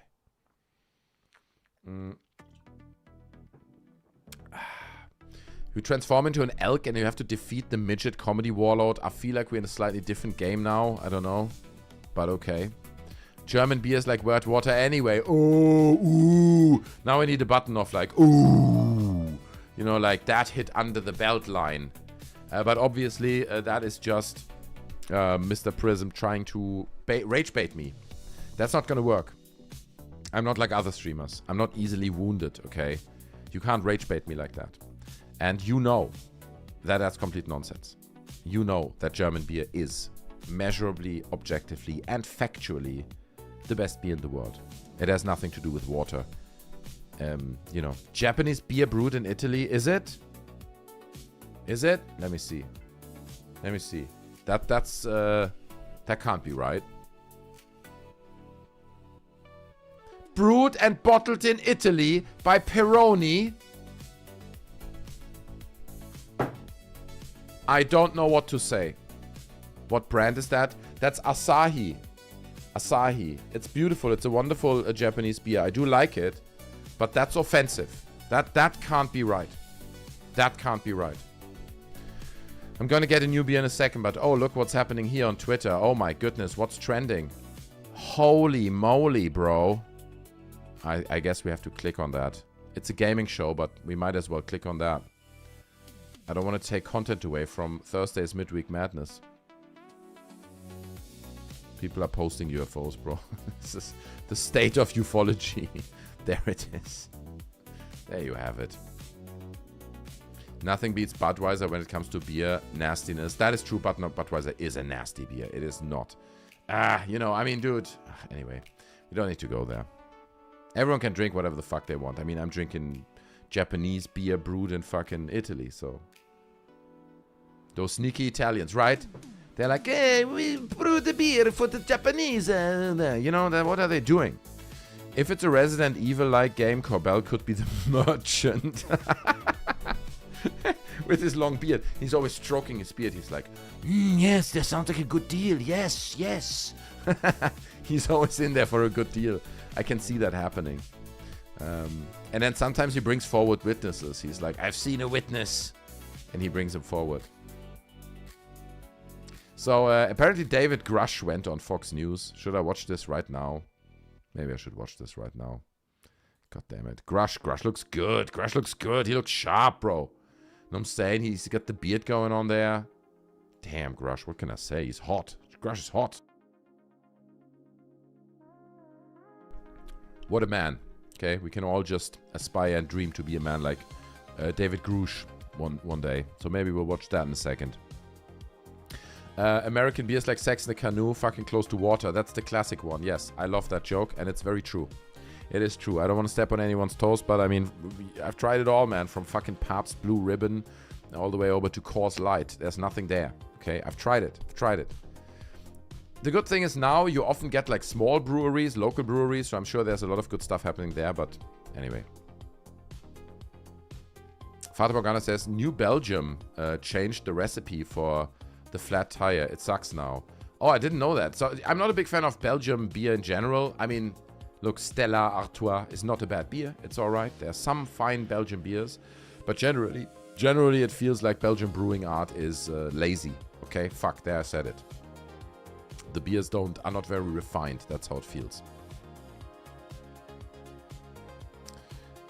New England IPAs pre-COVID were pretty amazing. Then things fell off a cliff, says DC Rounds. So that's the thing, right? These IPAs that are going on, it's not my cup of tea, but there's a lot happening. Even here in London, you have tiny breweries. People just like sharing their little brewing craft. And they do got big like brewing canisters or whatever you call it. Tanks. So yeah. It's good stuff. Why not? Czech beer all the way. What, like Pradoslav? What is that called? Prarostromen? I forgot. Yeah. There's some good Czech beer. You're not wrong. Belgium beer wins awards every year. LMAO. That doesn't mean it's good. They should ask me. They didn't ask me. I didn't get the email that they are like, is it okay that we give these beers the award? Because I would have not given that Belgian beer that award. Okay? And if someone knows something about beer, that's right, that guy. Listen, I've been to Belgium many times. I've tried many beers. Every time I'm there, I'm going through their shops and I'm like, all right, let's try this one and that one and that one. Different ones. Always disappointed. It's just, it doesn't do it for me. Okay, so what can I say? Hop prices jumped and availability dropped. Quality sunk, says DC Runs. I didn't know this. Is that true? Wow. You ever had Duvel? Yes, I did have Duvel. Yeah, Duvel is alright. It's okay. You can drink it. It's not my beer of choice, though. I wouldn't necessarily buy it unless there's other things. You are looking at a German eye with those beers. That is true, Mr. Prism. That is true. That I grant you. Obviously, I grew up in the center of Germany, and then I lived in Munich for 4 years, right? So I lived there, and there, obviously, you know, Munich has a very strong beer culture. So I tried all these incredible, and even like the mediocre beers in Munich are still pretty good. It's a pretty good beer culture. And then Belgium, it's just a different way. It's a different approach to brewing beer. The beers are often more cloudy. They have stronger side tastes, right? Bavarian beers are very clean. Right? They're very clean. They're not trying to be anything extraordinary, but they are just like a really good lager beer or like a Helles beer. They're just great, clean beers. And the Belgians, they're like, you know, they're experimenting with flavors and sweetness and the certain nuttiness to a beer. And it's just like a big variety. And I'm like, no, I don't want this. I just want a good, clean, crisp beer. That's what I want. And that's what I'm getting myself right now. Okay. I'm going to put this 5-minute Grush interview on for you guys. So you guys can watch that. But I'll watch with you. I'll be right back. Let me just pause this kind of trancey music here in the background. So here's David Grush on Fox News. This literally is yesterday's news, okay? Shit is hot off the freaking press. You heard it here first. Well, certainly the last administration didn't help. And my hearing, of course, was during the last administration. And they were not exactly super transparent on this issue, unfortunately. But now that the task force has been created, I've been able to, guide the members within the boundaries of what they're actually cleared for. When people look at this, they look online, they say, there's a lot out there. There's a lot of people talking about encounters. There's a lot of people talking about videos, and we've seen a lot of that. Can we just cut it down to, you believe that we have encountered alien beings and that they've come to Earth and that we know about it as a U.S. government? That seems to be the case. I don't like to characterize necessarily where they came from. They're definitely some kind of non-human sentience, but it is true, believe it or not, we've recovered the vehicles and we actually have physical proof, and I was actually partially cleared into some of those activities. It was beyond oral testimony provided to me. I actually had partial access to the data and actually read the intelligence reports resulting from those programs. Like with your own eyes, Correct. you saw it. Yes. And so when people say this is kooky, this is out there, there's nothing to back it up. I don't speak for other parts of the government, but I can tell you NASA, which I speak for, is open and transparent with our data. Do you believe what Mr. David Grush said, or is he lying? Whatever he said, where's the evidence? What do you say?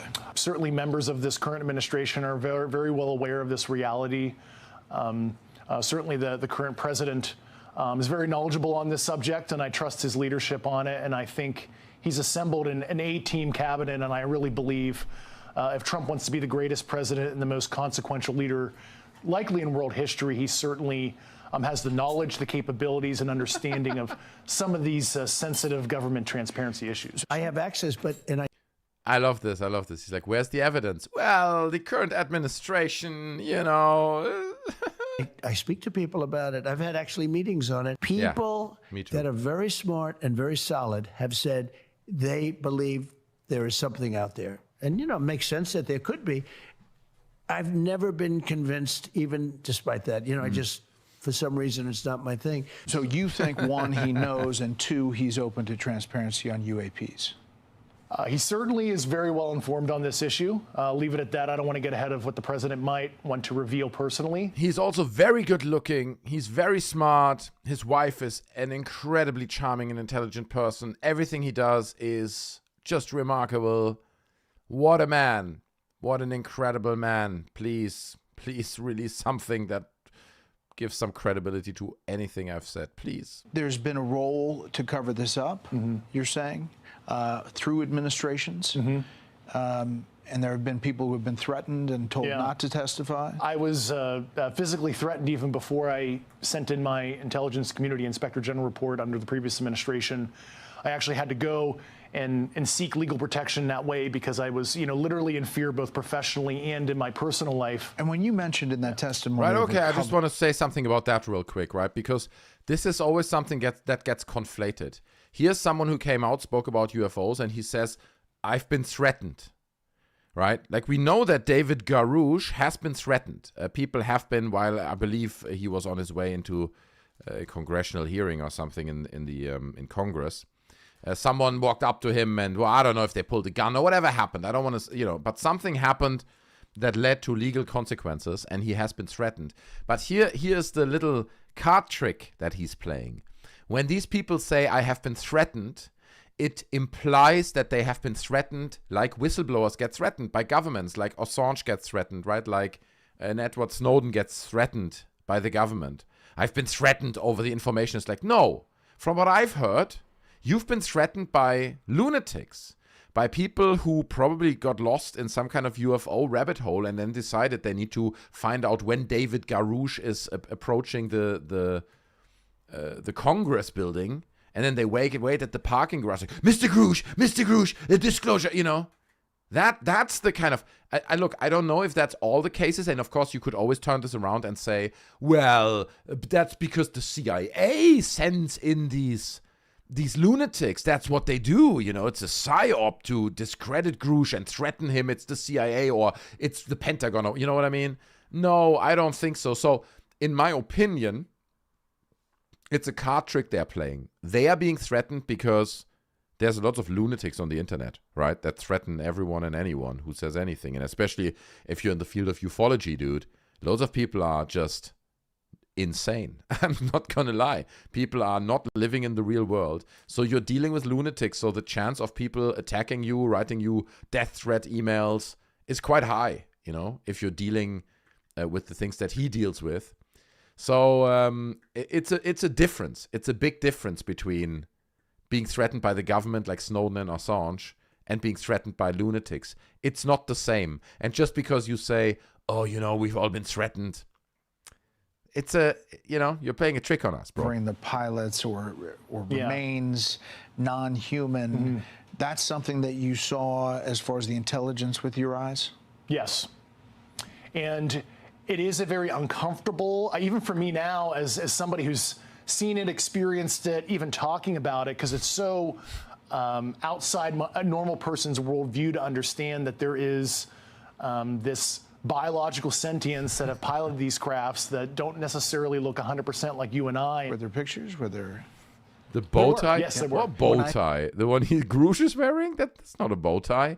Or the bow tie has to be like a little shape like this, no? Like a bow tie, what James Bond wears. That's just a normal tie. It's very red and it's not focused. Listen, Grush is still fighting the mental health accusations that he was facing. That's the truth. That came out through Klippenstein, and that he never really, in my opinion, moved past that. Again, you can argue that that's not really a reason and that actually we shouldn't judge him or whatever. That's fine, but to be honest, that hit him very hard and his reputation here. I said from another planet or from outer space. You said we don't know where they're from. This just switched from Monkey Games and Chill to Monkey Games. Get up and David Grush claims. I know. Okay, look. I'm just chilling here with you guys. That's what it is. I don't know what's going to happen. I have no control over this. Okay? It's an organic process. Is it interdimensional? What are we talking about? I've talked to a lot of, I'll call graybeards on the program. That is a subject of hot debate on origin. As a guy trained in physics formally as well in my background, I leave an open mind on what the origin is. You had to sneak that in there, right? I, as someone who is very well trained in physics, very bright, many titles and degrees that I am holding in many fields. I just want to, just as context. Certainly, there is the extraterrestrial hypothesis, and they could be coming from elsewhere off Earth, but I don't usually go there because I did not see that data, and I'm not conversant in the high confidence theories that the U.S. government had. I'm not aware of any remains that the department has of any signs of extra. David Grush just said that he doesn't think anything extraterrestrial is involved, right? That's what he just said. Elsewhere off Earth, but I don't usually go there because I did not see that data, and I'm not conversant in the high confidence theories that the U.S. government had. I'm not aware of any remains that the department has of any signs of extraterrestrial beings or activity or technology. You say the U.S. government knows, but there are many other governments around the world. Do they know? They have their own programs, and like I said 2.5 years ago, we have been in arms race with our peer competitors, namely Russia and China, and they have their own programs in this regard. And I was actually able to view a body of intelligence that discussed adversarial programs, and I'll leave it at that. We've recovered things. I'll just leave it at that, guys. Bodies and for physical now. remains. Was there a sense that the motive of how they got here, what they were doing, was it peaceful, not peaceful? I believe someone, says Truckflip, probably said, hey, David, F you for lying, asshole, and neurotic David got scared and made it thing into some kind of perceived threat. I'd say that scenario is more likely. It's possible as well, you're right. Because here's the thing. All these whistleblowers want nothing more than to have stories to tell where they got threatened, right? Because that proves that it's real. Right? If you get threatened, if the government threatens you, there's got to be some truth to it. But unfortunately, that doesn't happen because the government doesn't care about, people making up stories about aliens. So they really want this to be true, right? They want to tell this story of them being threatened all the time. We've seen a mixed bag of activity and motive and intent, why they're visiting. That's, once again, that gets into our assessments, not necessarily, we can't quite understand the intent of some of the sentience and why they're visiting. Could it be because we have interesting genetic material on Earth? Right. We're a Jurassic Park tourist attraction for. Okay. I'm glad it cuts here because he just rambles on. He's just like, well, it could be this, could be that. I don't know. I'm just making up stuff as I go along here. Good stuff, David Grush, man. I'm raising a glass to David Grush. There he is, man. He's doing what he needs to do, Head-up monkey is on a top 3 list types of monkeys. Okay, fair enough. His eyes are sunken. You can see his orbitals. Monkey, much respect for that debate. Appreciate it, Tankela. Well, look, this is more about gaming. I wanted to play video games, but here we are talking about things. But it's fine. I'm not, it goes where it goes in these streams. How's Borland doing? I laughed about that comment a second ago. Yeah, let's see. What's his name? Dylan Borland, right? Let's see how he's got a YouTube channel. Dylan Borland. So if you search it, you find mostly his appearances on the Weaponized podcast, meaning Jeremy Corbell farms all the clicks. 547,000 of that. And then the second still has almost 500,000, so not as many, but still very good numbers. To this day, but he had like a channel, right? He did have a channel. What was it called? To be honest with you, Matthew Brown has his own little merch shop, and Matthew Brown starts streaming, and then the other guy whose name I forgot, he's also doing pretty well. He's doing these interviews on his channel, all these people who appeared in front of Congress. But Dylan Borland, yeah, I don't know if there's a lot going on. He appeared, let me see, there's nothing here now. He appeared kind of temporarily on Matthew Brown's stream. I don't know what this is. This could be his channel, or this could be that someone else set it up. Maybe he never really set it up, you know. Post-disclosure world. Look at that. Anyway, I don't know. We can look at it on Twitter as well. Let's see. Maybe we find out something there. If there's any updates, because on Twitter you can search for the latest. And then you can see if he has said anything recently. I think, to be honest, man, what is Dylan Borland going to do, man? What is he going to do? He's got his little story about the triangle. People kind of ignore it. And now he's back. He's gone. He's in the trenches somewhere. I don't know what's going on. I don't think there's a lot happening with Dylan Borland. At least Matthew Brown is trying, you know. At least he's trying to go somewhere.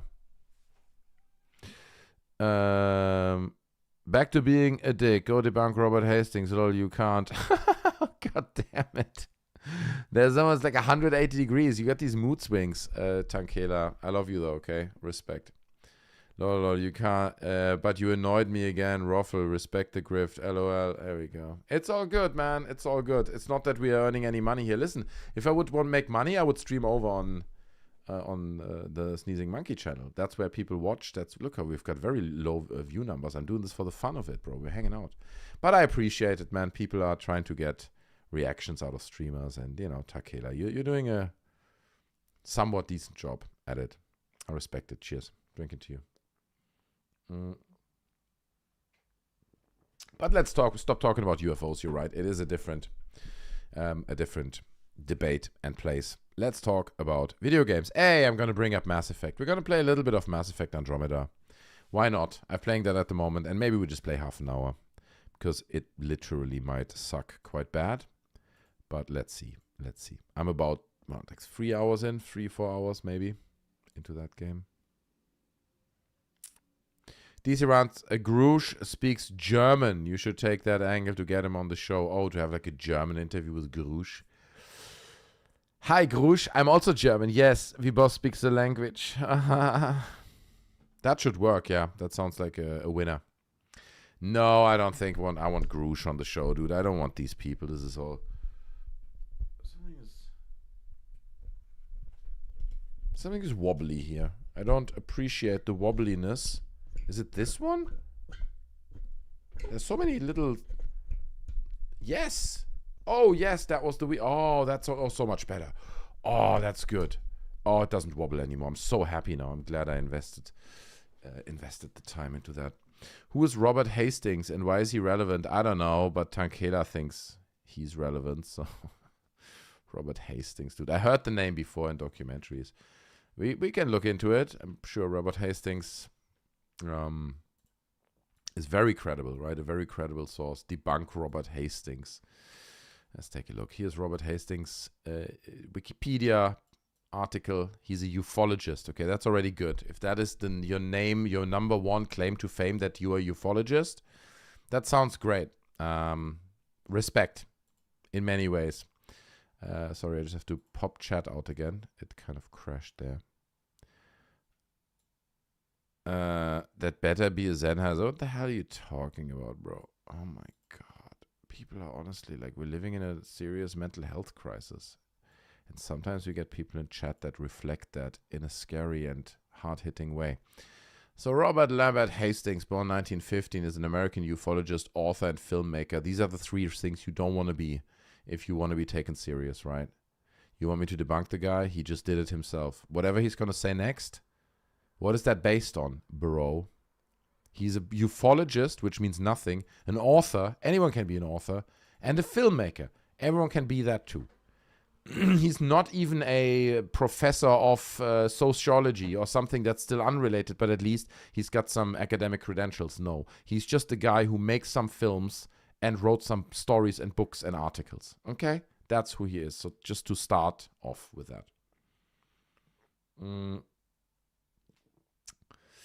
for his claims regarding UFOs at the Maelstrom Air Force Base, Hastings believes the Earth is being visited by beings from another world who, for whatever reason, have taken an interest in the nuclear arms race or one of those. Okay. He claims that a global conspiracy exists, which all major governments have been covering up evidence of UFOs for decades. And I bet that's what his fucking books are about as well. So good stuff there. I don't understand. I mean, maybe you're just trolling. But I don't understand how people come into this show and they're like, debunk this guy who made claims and he doesn't even have a scientific degree or anything. All right. He's looking at CIA's Wikipedia. Documented, bro. Wikipedia, CIA. Jesus Christ. You know, you're taking all the fun out of it because I can't argue with someone who is so deranged, bro. I'm sorry. You know, you just don't know how Wikipedia works. If you want to see something on Wikipedia, like a claim, then that is linked to an article, and that often links then to an interview with Hastings, for example. You can be like, okay, there's where he said it. Wikipedia is not perfect, right? But I'm sure you also hate all mainstream news. All mainstream news are evil, inherently evil. Okay, we're gonna stop engaging with Tankela because I'm like, as I'm doing it, I feel like my brain is dying, right? I'm losing brain cells as I'm even just like entertaining this bullshit. So yeah, let's play some video games instead. I think that would be better. How do we get into this video game that I wanted to play? Good research project would be for someone to take what these whistleblower bio says versus what that actually means in real life. Yeah, that's true. You're right.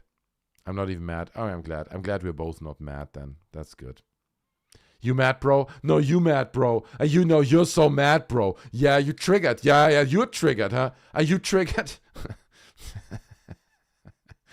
I love 2025. It's the most beautiful timeline. People often don't realize this, but it is the most beautiful timeline that we're living in.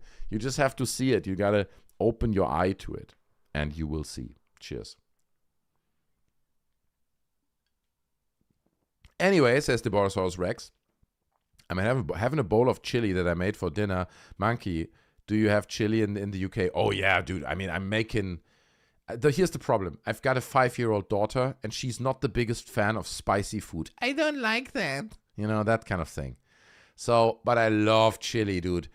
But I'm the kind of guy who adds extra spice. Like, I make one for the kids, which is already, like, for my son, and he can eat it. He loves spicy food. It's, like, medium spicy. And then the one I make, I'm just putting that fucking hot sauce in there, you know.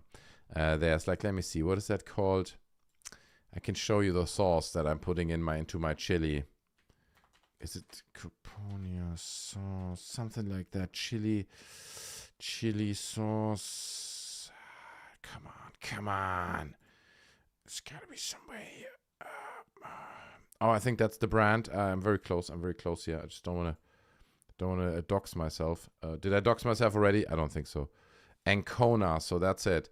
Ancona sauce, chili sauce. Check this out. So this stuff, here's the thing, man. This stuff, you don't fuck with that stuff. It is brutal. It is brutal, okay? It is absolutely, it will wipe you out. It is a sauce that is not, you don't fuck with that sauce.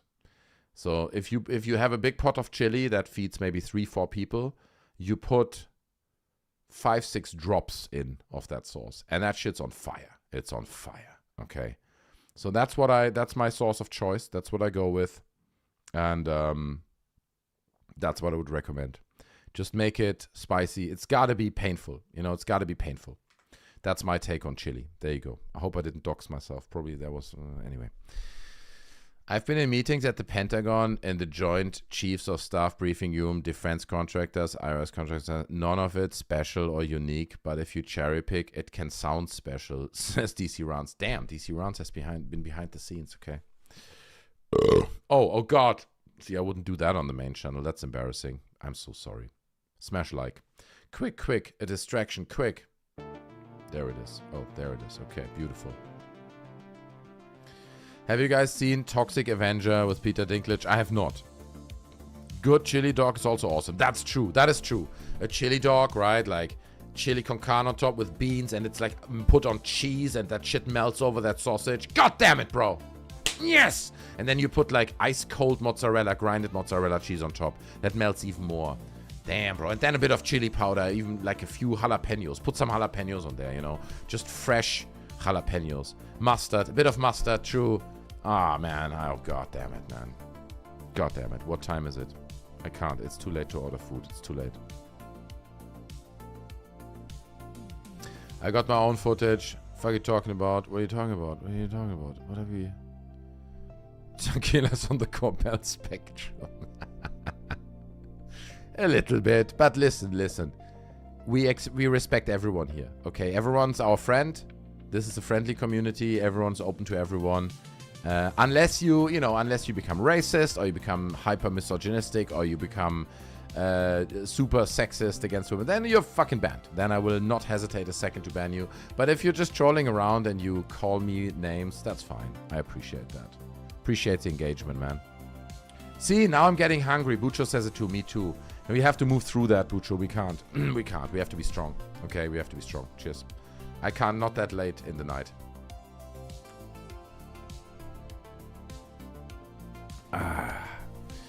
Okay. I still haven't started my game, right? This is embarrassing. It's supposed to be a gaming stream. Yet we're not gaming. It's cringe, as the kids would say.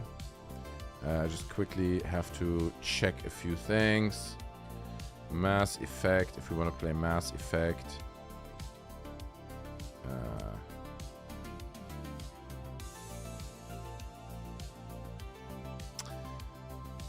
Andromeda. Anyway. Sorry, I guess you need to make chili this week. You see, I really want to, but then my daughter complains and she cries. It's not possible. I can only do it when my daughter's away. Then I can do chili, and then I just try to murder myself with spiciness. I love spicy food, man. I love, even in China, some Sichuan, if you visit Sichuan in China, damn, dude, the food is so spicy, but it's so good. The thing you discover when you visit a place like Sichuan is, it's like a bit more in the south of China. It's a bit more warm, right? It's like maybe here you would think like Italy or something. It's warm always, and people are sitting outside on the streets, and they eat spicy food. What you discover in China is, in Sichuan specifically, I discovered it there, you have different types of spiciness. You have some spiciness that burns in the back of your throat. You have some spiciness that burns your tongue. You have spiciness that tickles on your top of your throat, weirdly. Like there's 10 different types of spiciness, and they can all get very painful in their own regard, right? But there's different ways. Like spicy is not just spicy. There's a lot going on, so. Feed her just the hot dog part. No, but no. When you say chili, I'm talking about a pot of chili. You know what I mean? I'm talking about chili con carne that you eat over rice or maybe potatoes or something. That's what. A chili dog is what I would make the next day when I have chili con carne left. Then I would do hot dogs and turn them into chili dogs. I would not make chili con carne just to be on hot dogs. Beans or no beans? Of course beans. Of course beans. Of course. My son hates them, but I put them in anyway. I don't give a shit. He better live with those beans. You gotta have those beans, kidney beans inside the chili. 100%. There is no way around that.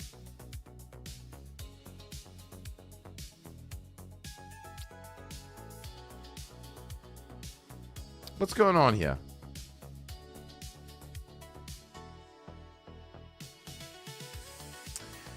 It now says that this game is somehow not included in Game Pass anymore. Is that correct? It was. It previously was. Mass Effect Andromeda. Look, upgrade. I need to upgrade to premium. They're removing my games left and right. I'm not happy, but I have to quickly be careful that I'm not doxing myself here again with things. I have to change a few things probably and make sure that maybe we can we check this? Extensions.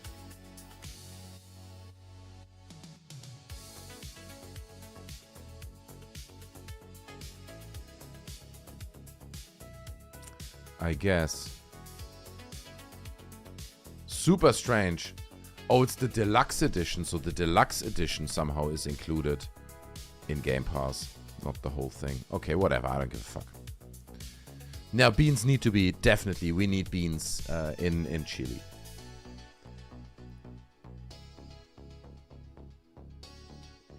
Use leftovers correctly. That's right. Oh, man, no. I love all this. I love, like, spicy food. Honestly, if you're into spicy food, you need to, wherever you live, I hope it's a little bit like there's some people where you live, you need to visit some of these, like, local Chinese restaurants, man. Dude, they mess differently with spices. You have to understand, in China, the kids even get fed spicy food. It's pretty normal, you know, that little kids, 4, 5, 6 years old, they just get spicy food. It's a normal thing of their palate of flavors.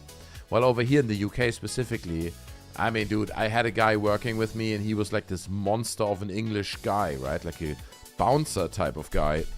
A little bit of spice in his food, he would collapse. He's like, oh, God, my stomach. Said, come on, bro, what the fuck is wrong with you? So, you know, people are pissing around. It is what it is.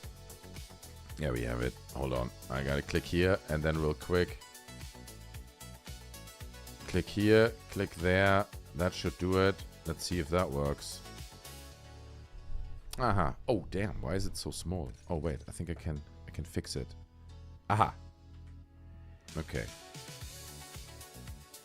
Yes. Okay. We're here. This is Mass Effect Andromeda, ladies and gentlemen. Red kidney beans are poisonous unless properly cooked. Is that true, Roland? Damn, dude. What does that mean, properly cooked? No. If you get kidney beans, that is not true. That is not true. I will fact check that right now, okay?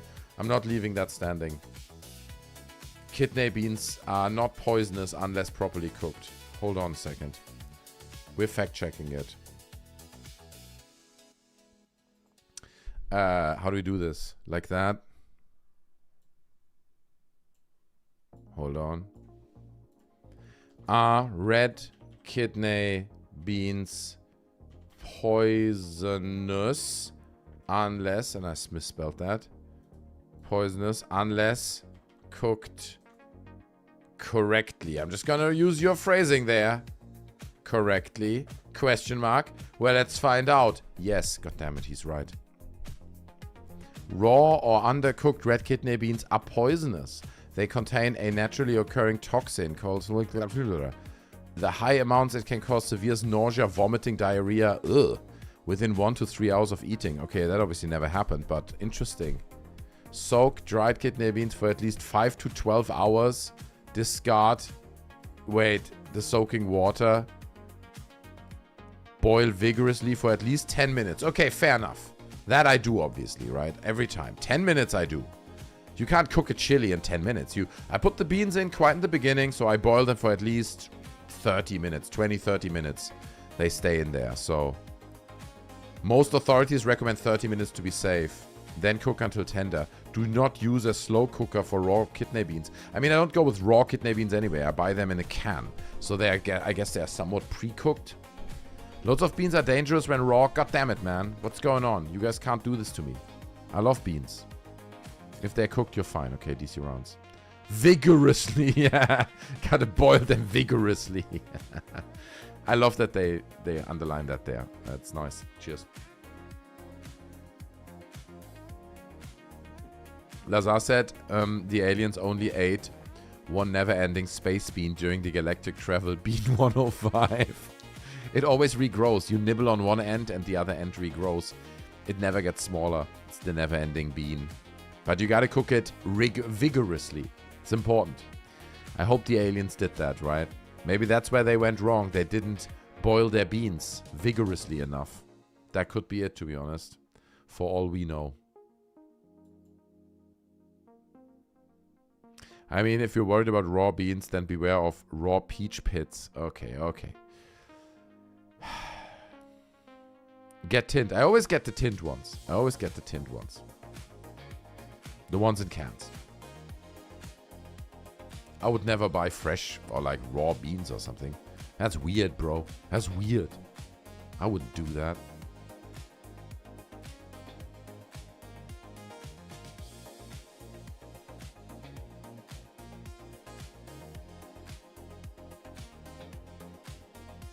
Monkey says Tankila, who has luckily calmed down a little bit. I think his meds started working, so that's positive. Have you seen Good Luck, Have Fun, Donnie Died trailer yet? No, I don't know what that is.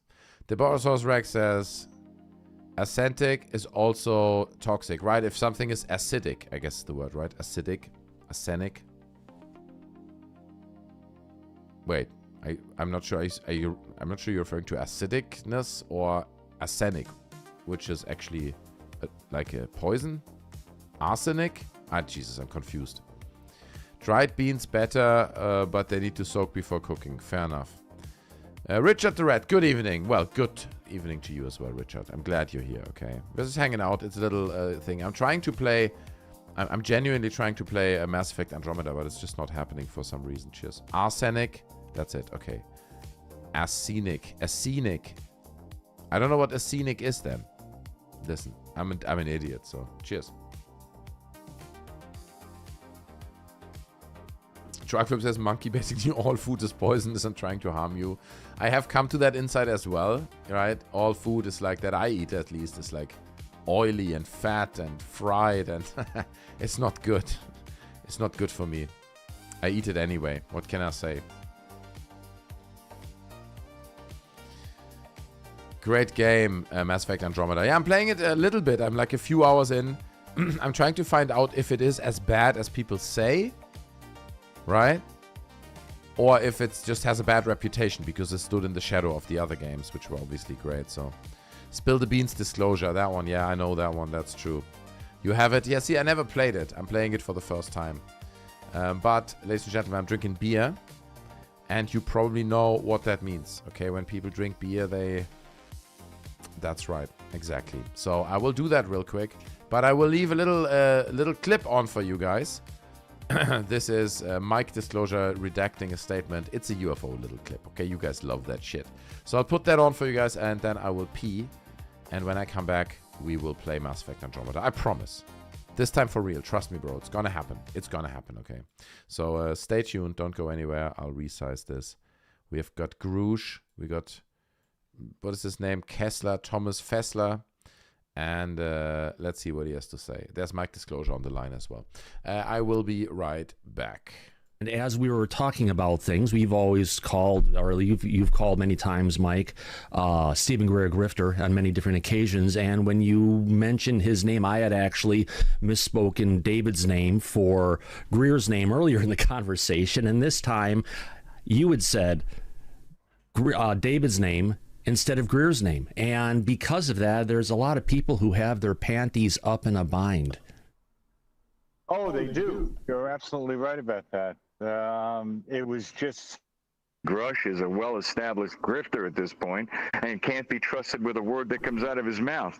It's funny. Oh, yeah. Boy. Yeah, that was a big faux pas on my part. Big mistake. Yeah, if I could find the sound effect of the... Yeah, scratch the record on that one, yeah. It was a mistake.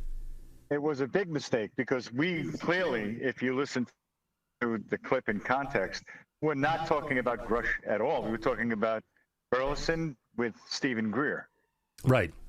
And I've said, like you pointed out, many times on the show that Stephen Greer is a well-known grifter and you can't trust a word that comes out of his mouth.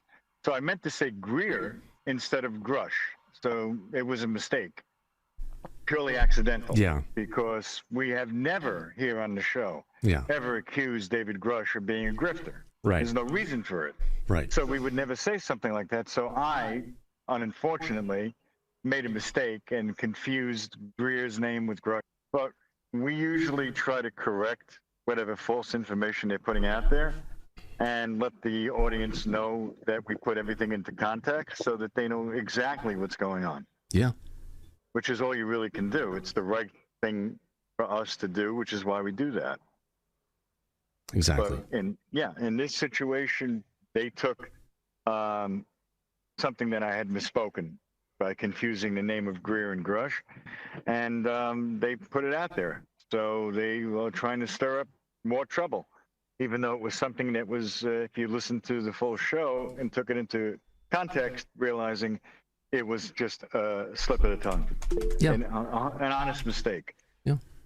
Taken out of context, and it's just kind of where things are. And if people want to burn us at the stake for it, we'll get in line. Yeah. Great show tonight there, Mike Disclosure. Yeah, it sounds like he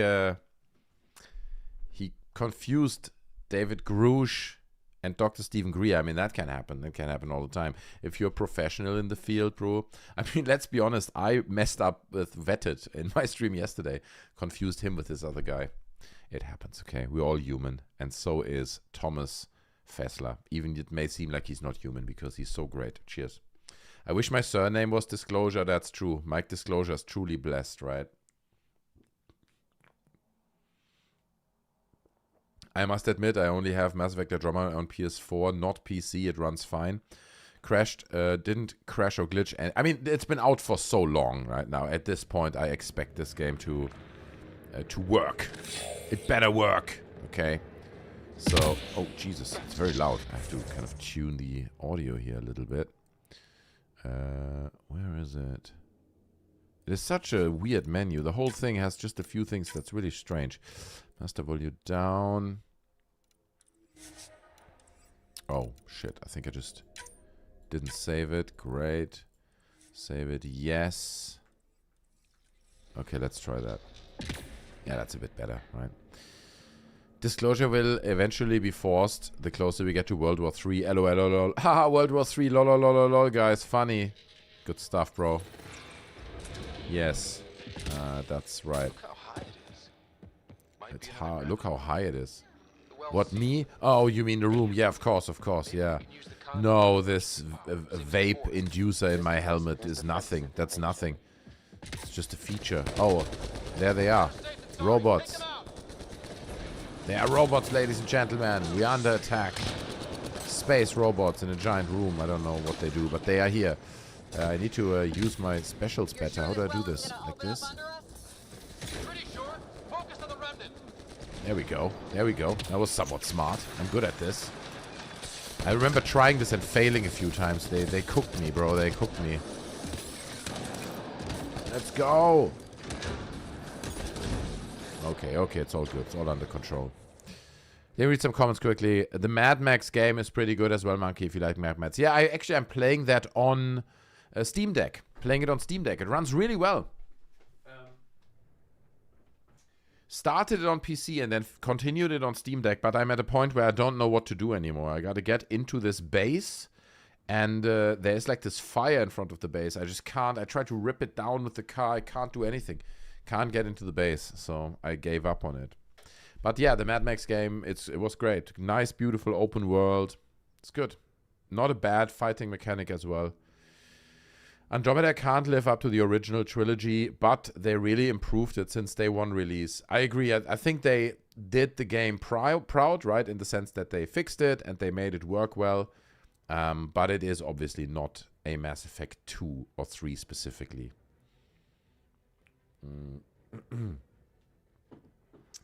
The thing here's a quick anecdote, right? We're all gamers here, gamer bros and girls. The thing that I really loved about Mass Effect 2 specifically, right, was this simple, iconic narrative that they had. You have to fly around to this. There's this huge threat. You have this list of people, aliens, whatnot, fly around space from place to place, recruit them, bring them on board. That was it. That was the mission. That was the game. And in the end, you have them all recruited. Now you fight the big enemy. That is so simple. At any point in the game, you understand where you are, exactly what you are doing. Every character is different. They are introduced. It was such a smart way of building this crew and all that, right? that worked. And then they tried to copy that later on, but it didn't really work that well anymore. Let's see if we can get this to work here. What are these people doing? I think I can also somehow tell them to attack them. I just haven't figured that out yet, how to do that. Let's go, bro. Boom. See that? You're blowing up in your own face. Sad story, fam. I'm a professional gamer. Boom. Oh, God. I am actually a professional gamer. I'm impressed by my own skills. Games changed when DLCs became the norm. That is also true. I remember that time. I remember... Oh, damn. What the fuck is that giant turret? I remember when Call of Duty introduced DLCs and you had to buy them, right? Suddenly everyone needed to buy the maps and some people didn't have them. That sucked, man. It really sucked. And then they pushed it too far. The games like Battlefront 2 came out. Star Wars Battlefront 2. And in the beginning it was just like this loot box massacre where you have to buy, like you have to spend extra money to get any suit, any Skywalker dress up or whatever. And then they wrote back later and made it publicly available. It was a horrible time for gaming, to be honest, because all these companies were experimenting around with new ways to monetize their games. They're like, we need more money, so let's sell this, put all this behind a paywall. And they were experimenting, and to be honest, the truth is, now we've arrived at battle passes. That's not even the worst. It's not bad that we are there, right? Because the DLC shit, the segregation of the communities, right? You have this, I don't have that. That all sucks. With the battle pass, that's not really a problem anymore, right? With the battle pass, you can have it or not, and then you have the fancy costumes or you don't. So, alright, what's going on here? What do I have to do? There's stairs down here, but I have to open it somehow. Do I need to... Somehow I can scan, right? I'm figuring this game out again. So, here is the remnant console. I'm interacting with it. It's doing something. Restored to the gravity well. The conduit leads down. Conduit fluid pressure is variable. There could be activity below. Okay, there could be activity below. Can we open the gate, please? Yes. Okay, that's some blue orb. I think it's a Booga sphere. Did you see it? I think for a second. It's a Booga sphere that's open. I mean, Jaime-san doesn't want to open it. That's his fault. He's the idiot for not doing that. EA was terrible at that. Uh-oh. Uh-oh. I kind of regret that I did that. I'm falling. Jesus. Around the time the scourge appeared? Okay, okay, we're landing. It's all good. The scourge is why all this tech was abandoned. No rush to complete the objectives, says DC Rounds. Nah, come on. I want to get through the game, you know. This is a game, I just want to complete it. I want to have it done so I can say I played it and have a bit of an idea. I don't even want to explore everything. I just want to do the mission, fight the bosses, level up, see how the game works, what the mechanics are, what the story overall is, and then I move the fuck on. I want to have this done quickly. I don't want to waste too much time on this game. That sounds horrible, but you know, it's like sometimes you just want to have something done. It's a game I feel like I need to have done on my list. So okay, we need another console here, I guess. Hit pause, call Greer to analyze the Booga sphere. That's true. He's gonna be like with the Booga. It's also actually amazing, right? That the guy showed like the Booga rod, and Dr. Greer actually said in a podcast that he's like, yeah, you know, we would visit him and retrieve it, and we would keep it safe. And he was basically ready to believe that it's alien. Like, he was ready to believe that. He was ready to make 6 podcast episodes about it if the guy's willing to give it to him. Oh, up there. And he would have claimed, no, we can't open it. He would have kept claiming that it's real. In many ways, it's sad that the guy came out and said that it's fake. Because you could have sold it to Greer, dude. You could have sold it to Greer. And there was a small chance that Greer would have ran with it. Right? That Greer would have been like, wow, this incredible artifact. And he does a whole show about it. And then a year later, you say, I faked it. Dude, I mean, gold. He came out too quickly, in my opinion, with the truth. The old Booga sphere gets everywhere. That's true. It opens portals in spaceships and dude, I mean, that's what it is. So how the hell do we get up here? Do I need to get up here? No, I need to press something down here, right? Oh shit, what's this? Okay, let's see. We activate the console. We use our science fiction skills. Just a patch job, but it should hold. Have you ever done a monkey tier list of favorite games, monkey favorite top 10 games? Well, that'd be so difficult. I have not. No, the answer is I have not. But it'd be super difficult. I don't really have favorite games. I mean, look, there are incredible games, maybe like Red Dead Redemption 2, right? Like these incredible games you have to mention. But then again, I grew up with Quake, right? Like Quake was my bread and butter for many years when I grew up. That's what I was fed on when all this started, when we had modems, 56K modems, and we would be linking up over the internet with people in the US to play duels because we met in IRC channels and stuff. So, you know, all that is gaming history, but is Quake now my favorite game? I'm not sure. It's a difficult thing to kind of pinpoint, I want to say.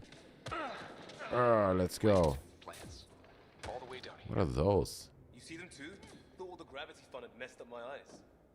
No, I see them too. What is this?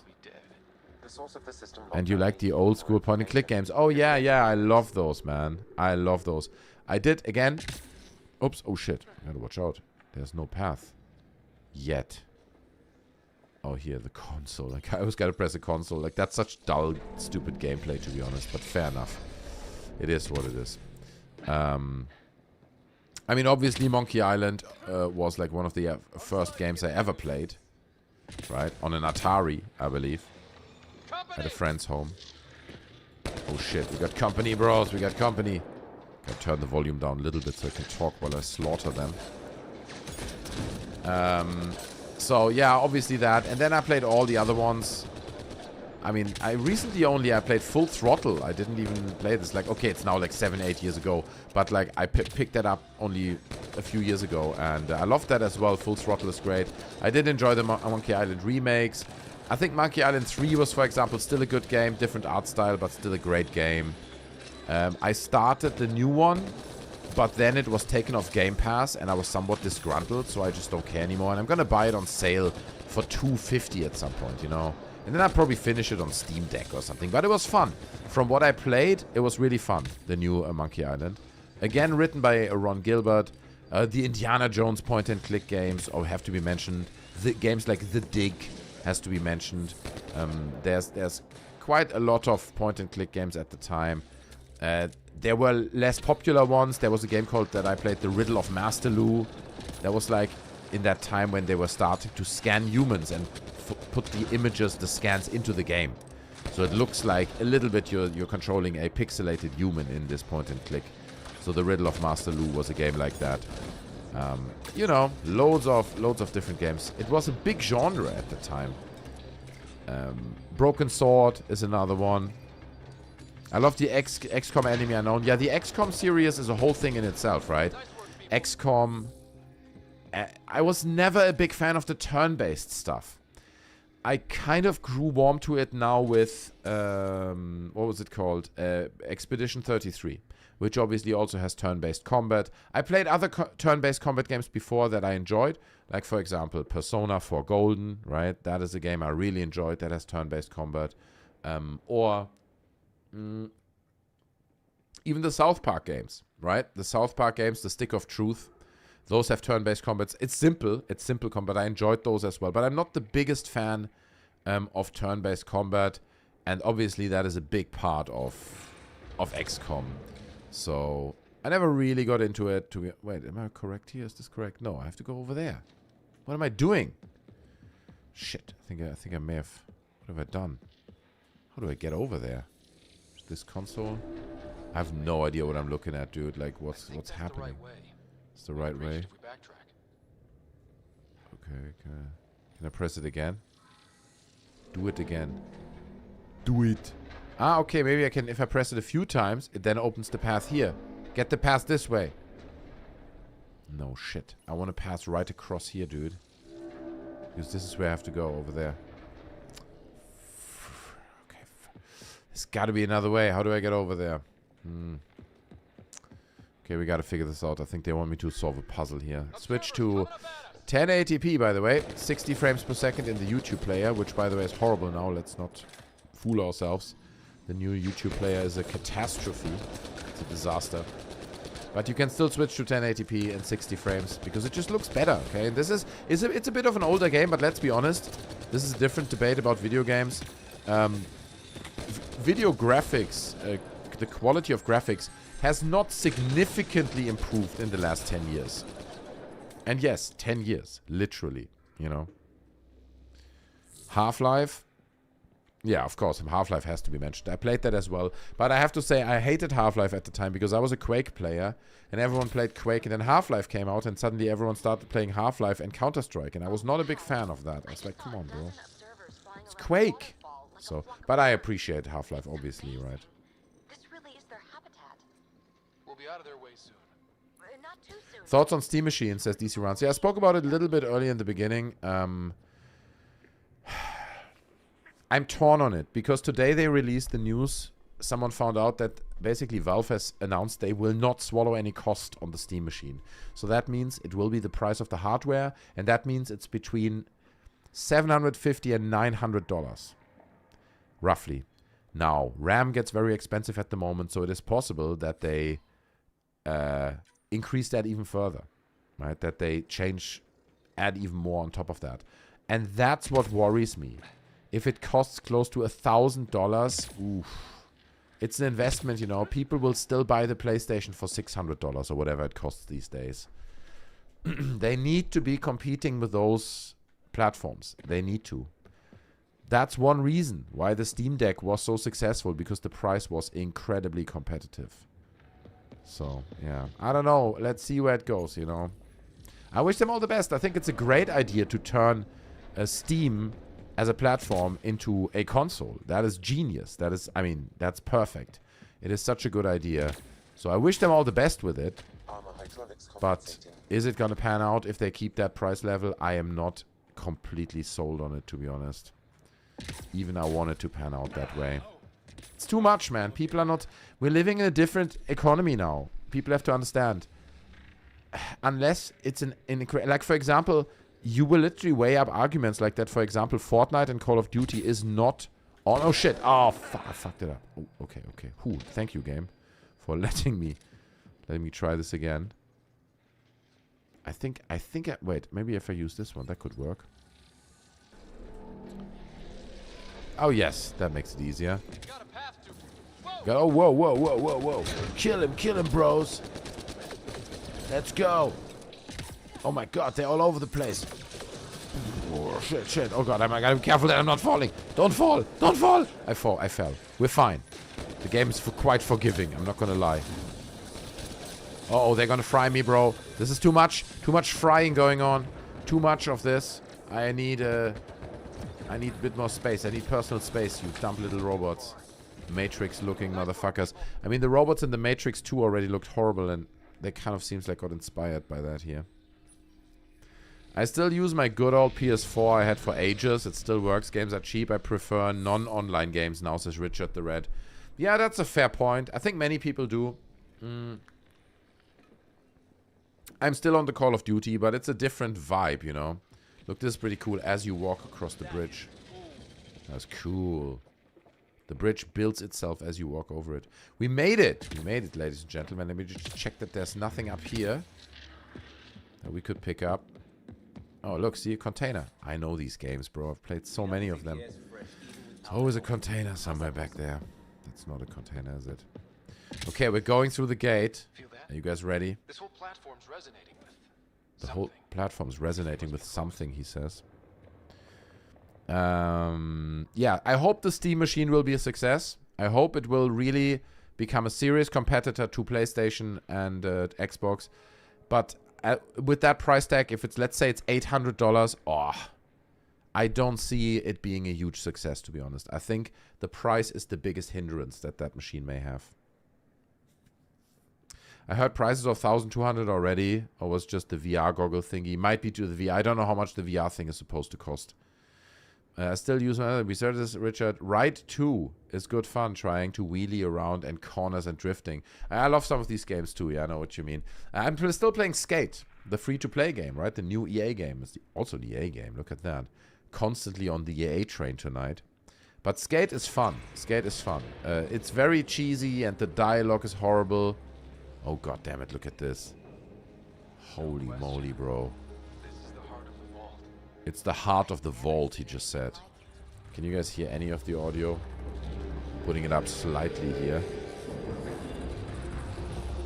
That is kind of cool. Look at this.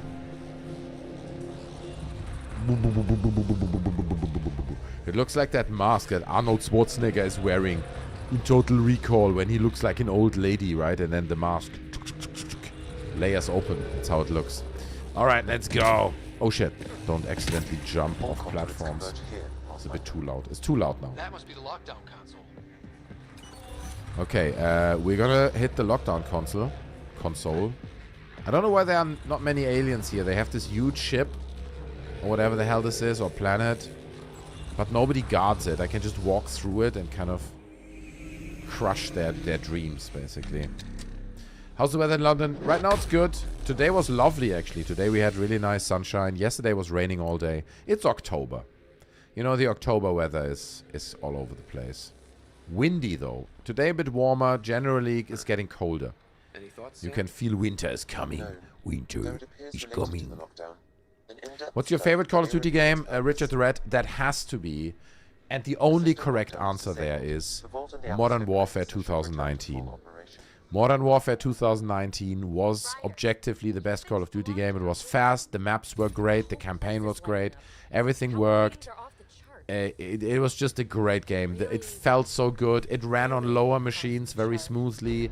It looked good as well at the same time. Everything about that game. The guns were great. Like, incredible. That was the winner to me, personally. It's November. Oh, it's November, right. It is November. I know it's November. I'm testing you guys, obviously. Did I say October? What I meant it's autumn. Did I say October?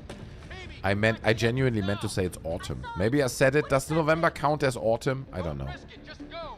Okay, we have to go fast. I'm not entirely sure why, but lights, effects. Okay, we gotta watch out. I think this game is based on Frostbite, right? This is a Frostbite game. And I don't mind Frostbite for games like this. For these kinds of story-driven single-player games. Even like a somewhat non-strategic shooter like Battlefront 2, I think Frostbite is fine. But then if you look at games like Battlefield 6, I just can't say that for that game. I don't like it. I don't like how it feels. They improved the gameplay. I feel the gameplay in Frostbite feels good now, but there are still other hiccups. I'm not the biggest fan for this engine to be in competitive shooters. It just is something off. It is inferior to the Call of Duty engine. That's the problem. Ultimately, that's the problem. Call of Duty feels significantly better than Call of Duty, than Battlefield. The control level is just like... Anyway, might just be me. Story of my life, Red. It's November in London. It is... I know it's November, but... Oh, we gotta run. I think the storm's incoming. Let's keep moving. This is not good. I think we're running from something. This is supposed to be a dramatic moment. Let's go. Is my team's gonna make it?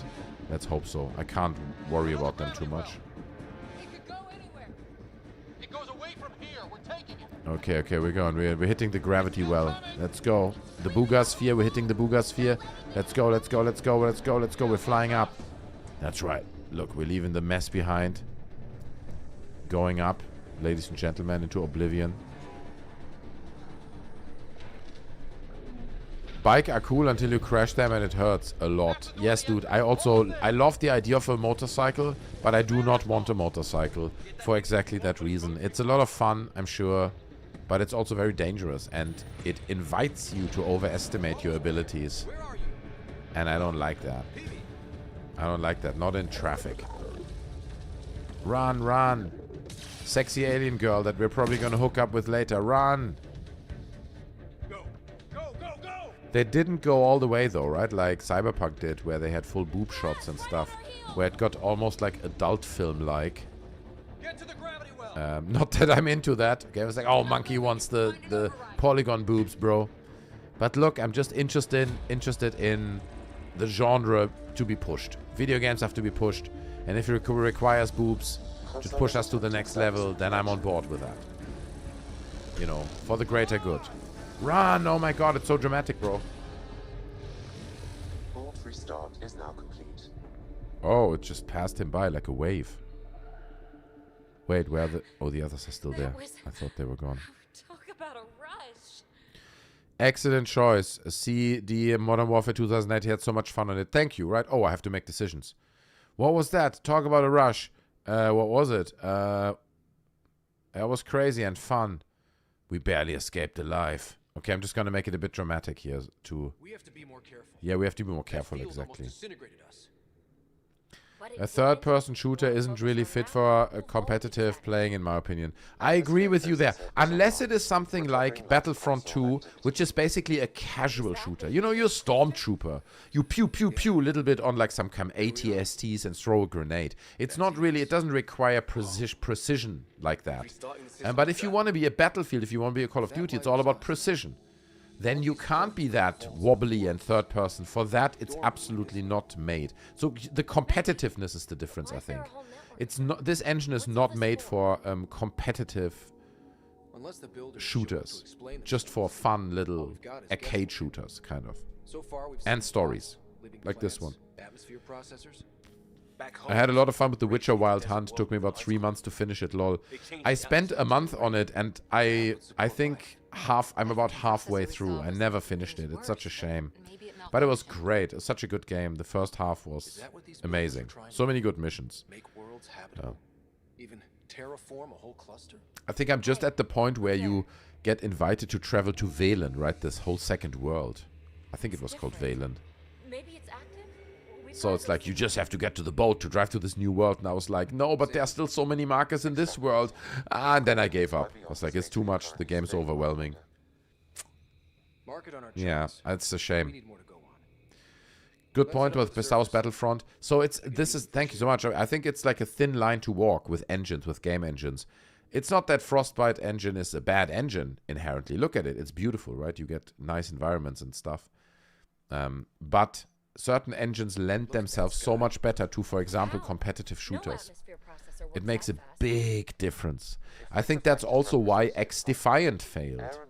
X-Defiant, obviously Ubisoft's Call of Duty clone. Let's call it a clone. It really was just copying it. Could support an outpost. We've got a chance. We're doing it. Of course. So we need. So, just enough. I have to drink more beer. Cheers. This remnant technology could be the key to our survival if we can control it. You can. So yeah, there are these more casual games, I want to say, that can work on this. But if something like X-Defiant, for example, if they would have bought the id-Tech engine and they would have based X-Defiant from the start, not on the in-house engine of Ubisoft, which is called the... It's similar to Frostbite, actually, ironically. It has this, like, the... Feathers, something... What's the engine called of Ubisoft? Snowdrop engine. Snowdrop engine. That's it. I mean, dude. Anyway. And that just also doesn't feel right in competitive shooters. It's not made for it. So what... I want to know what makes a romantic... you got the technology, a crowbar... Okay, you're in. Okay, she's part of the team. She's kind of sexy. She's got some boobs there going on. Alien boobs. I don't know how big that is on average for her alien race. But I am generally intrigued. So she's part of the team, part of the gang. I'm the boss, even I look like a complete idiot. But still. Okay, so she's part of the team. She's on board. Good stuff. It will lead to a romance later, I'm sure. Okay, so that's positive. Now for our new outpost. You have already logged an ideal site. Nav point noted. Updating template. Fortnite also has third-person modes. I don't think it's a huge problem. But Fortnite is also more casual. Fortnite is not Call of Duty or Counter-Strike. There is a difference, in my opinion. You can argue against that, you know, but... Okay, so what do we have to do? Establish an outpost at the appropriate site. Oh no, they want base building, right? They're gonna base build shit. I don't want to build bases. How do we get over there? Oh wait, we gotta cross the bridge, the invisible bridge. I get it now. We go this way, right? Right. Yeah, there it is. Nice. Good stuff. I like those pre-trip vision paintings. Okay, let's find the appropriate place. I mean, look at these landscapes. That's not bad, right? That's somewhat pretty. wonder what it'll really How old is this game? 8 years, 9 years? What's this? We'll get there. Get any loot here? Is there anything? Oh, we got some alien life forms. Oh shit, shit. No, it's kind of killing me. My life support is dying. Oh, fuck. Okay, fine. Yeah, no, I don't think we're getting anything here. Jesus! That was a mistake. You're killing my blonde chick girl. Let's get back into the car. Let's get back into the car. It's too dangerous out here. We're moving out. Get in the car. Come with me if you want to live. I think it looks like we need to go up here. I'm guessing. I feel like I'm playing Borderlands. Oh yeah, so you can change the car now to drive slow with power. Or fast without power, I guess. So you gotta switch. Your mining computer shows mining stuff. G. I'm pressing G. This area can be mined for resources. Why do they look like Photoshop icons? Do you see this? On the top left, there's AI, which is literally Adobe Illustrator. Oh, okay, okay. So this is, they want me to find you dumb little creatures. Is this what it is? I think this is what it is. Launch mining drone. I'm launching a mining drone. Can I roll over these guys? Okay, I guess I can. Okay, these guys. Where's the mining drone? Is this drone mining now? Do we get something from this? Trying to understand what I'm doing here, actually.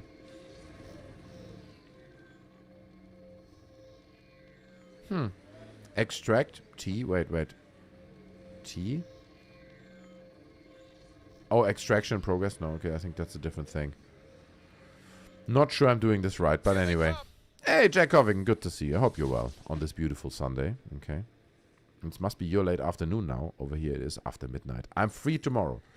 I'm not working tomorrow. I just have to clean the house. Okay, that's what I have to do. That's on my agenda. So I will look like Freddie Mercury in that I Want to Break Free video, right? In the beginning. That's how I will look when I clean the house tomorrow, bro. 100%. I want to break free. Cat ahead. And I'm gonna sing that song as well, so. There's aliens, bro. There's aliens. Look at them. Damn, we gotta kill them. Can we... I will drive over them. Safe condition. Oh, good. Wait, why? This is... Okay. Somewhat safe condition to fight aliens. Let's kill them. Let's go. We gotta make this foreign planet secure by murdering all its inhabitants. It is the only way, unfortunately, to bring safety and prosperity to this new world in a distant galaxy far, far away. Humans will prosper around here one day, unlike these creatures. Yes, but says Mr. Prism. Oh shit, there's more coming. Hey, he glitched into the wall. Oh shit, did you see it? They can fly through walls, man. That's next level stuff. That's like S4 level mystery going on. Let's go. The gameplay on the gunplay reminds me a little bit of that Guardians of the Galaxy gameplay. I don't know if you guys played that. That was a super fun game as well. I'm playing that on Steam Deck. Really fun. Guardians of the Galaxy. Oh shit, find cover. Yeah, okay, I want to heal. But that felt similar. You run around, you whiz to left and right, and it's like third person. Okay, okay, there's a bunch of guys. Still. Oh, there's like a colonel here. Oh, I'm dead. Oh boy, I'll be back. I'll be back. I'll resume. We're resuming it right now. Can I have my bridge back? No, man. It's owned by the London Bridge. It's now owned by Arizona, I guess. Shoot! I'm trying my best. Sometimes you die. It happens. So we gotta try it again. But I'm prepared this time. Guardians of the Galaxy game was a good time, says DC Runs. Right? That was super fun. That was such a fun game, honestly. Simple, good time, fun. Very in keeping with the universe as well. Even they didn't have the original characters. Like, they did, but it didn't look like the actors, necessarily. But still a really good game. You cannot run them over in the car. Some of them I can, but it's like quite tight here. You see this? Look. I can smash them. Let's go. We can try it again. It's not a bad idea. Especially this dumb Colonel guy. I want to mess him up.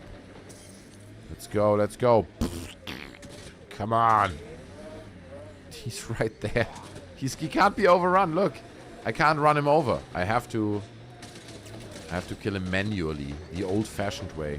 But those guys I can run over. So probably I will. This is a powerful moon rover, as you can see. It just drives over everything.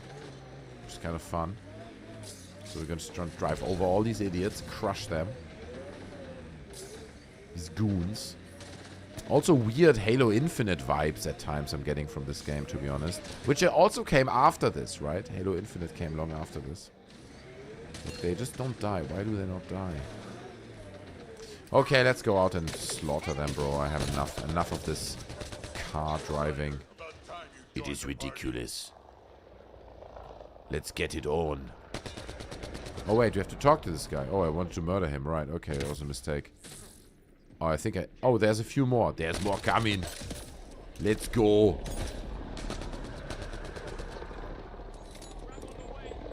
My team is also completely useless unless I tell them exactly what to do.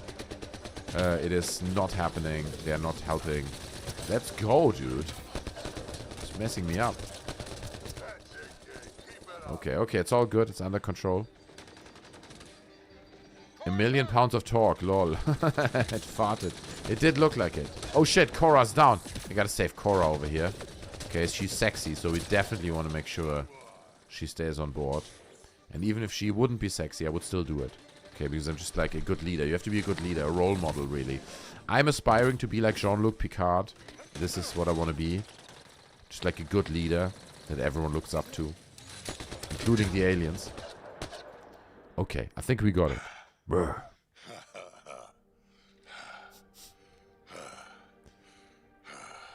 As you say in German, lose?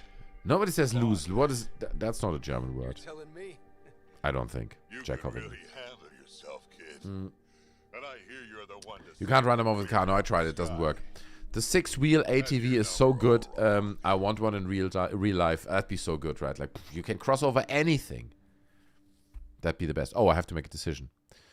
I had your number all along. Yeah, you did. Yeah, man. We were buddies all along, man. Welcome to the team. So again, it's so funny that they can't do anything else with a Mass Effect game except you travel around and recruit alien creatures. That's the game. And then you fight a big threat. I mean, a little bit out of the box thinking would have been good with a standalone game that doesn't talk about the Shepard trilogy or whatever. But there you go. So I guess we recruited him now. He's part of the gang. That's what I said. The aliens are so good. So that's true, Richard the Red. I would argue that the universe, right? The universe that Mass Effect has is really nice and rich. The creatures are great. The characters are great. The whole diplomacy, like all that is, it's just a great sci-fi universe. It's really fun. You could do a show from that. Oh shit. Wait. I gotta go over there. So there's an outpost beacon. I guess we have to activate that. We wanted to start an outpost earlier, right? This is the land. Looks just like Jack Covington's home, probably, right? This is how I imagine Arizona. This is where we shall rebuild the London Bridge. Right here in this desert planet. Ship all the pieces to here. We are ready. This judgment call falls to the Pathfinder. With current supplies, you could build a military outpost focusing on Schießen. Oh, Schießen. Yeah, Schießen is correct. Schieß! That's it. Well, it's not all shooting. This is more like, oh, here. Science outpost could be advanced research discovery. Opinions teams is a big decision. I'll make that decision. I don't need opinions from the fucking team. I'm choosing this outpost's direction for decades. That's maybe right. Centuries. Yes. I'm skipping a few things here. It's a scientific outpost or a military one. Oh, big decisions. What are we going to do? Are we going military or scientific? You know, I'm Jean-Luc Picard, so it's more scientific, I guess. Consider carefully. We're going military. We can always build scientific later on top of it, right? First, we need to be safe. We're going military. Yes, it's a military outpost, okay? We have to be safe first. We can't just be... You saw the planet is hostile. We're being fucked up all the time by creatures. So we need a military outpost first, and then we can build scientific later. They're coming in, boys. They're coming in. They're launching the freaking outpost, you know. That's right. Epic. epic, dude. Outpost blocked inbound. And ready as hell. You see it on the faces, right? The faces are not up to date. A lot has happened in face technology. If you look at games like Indiana Jones, for example, and The Great Circle, like unbelievable. Like the details were crazy in the faces sometimes. Look at her in the background, how bad she looks. You know, her face. We're ready to make the most of what you delivered. You take good care of it. Not just my efforts. You see, now we have to be like Jean-Luc Picard. It was a team, and the team made the dream happen. It took a lot of people to get us this far. That's right. That's the work you'll continue. I hear that. Prodromos. Do. And then the Jurassic Park theme starts playing, and they're building Jurassic Park, actually, on this planet. They're farming weird alien dinosaurs, man. And in the end, it turns out it's all just a theme park. It's a Disney operation. We're expanding theme parks around the universe. That's what it's going to be, I think. Okay, what's your game? Cool, I really don't care. She's not that attractive, so I'm not trying to romance her in this game, so I don't care that much. But then again, I am an old 43-year-old man, and I'll take what I can get, let's be honest. I can handle myself, whatever helps the initiative. We're doing this for the greater good. Talk to Bradley. Okay. Later, we'll go over the extended job of Pathfinder. Cheers. So I'm a Pathfinder, okay? That is my job in this game. And that means I fly on new missions that, as far as I understand, that go out into space, right? That explore space. And then I am the part of the team that goes first on that planet and finds, for example, a location that is suitable for this little settlement that we have here now. I'm a Pathfinder, right? I take the risk, but I also get the adventure in return. That's what I do. I discover, I set foot on new worlds. David Wilcock is blonde Klingon.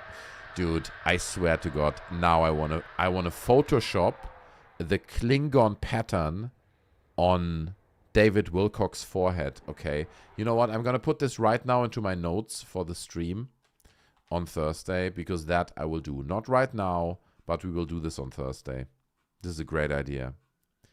And I can already see it working so well.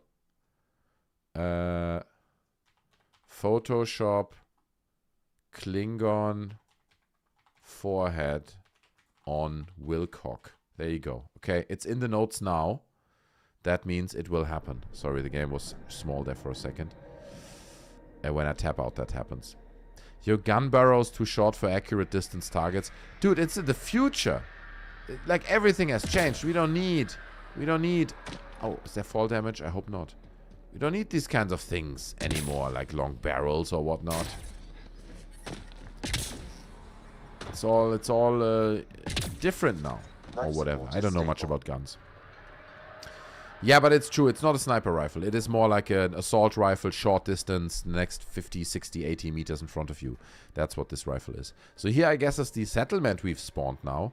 That's somewhat cool. And to be honest, I assume that the game now wants me to walk around here, talk to people, collect a few missions, which I really don't want to do, but I guess that's what I... to this, Pathfinder. Okay, cool. He doesn't want to give me anything.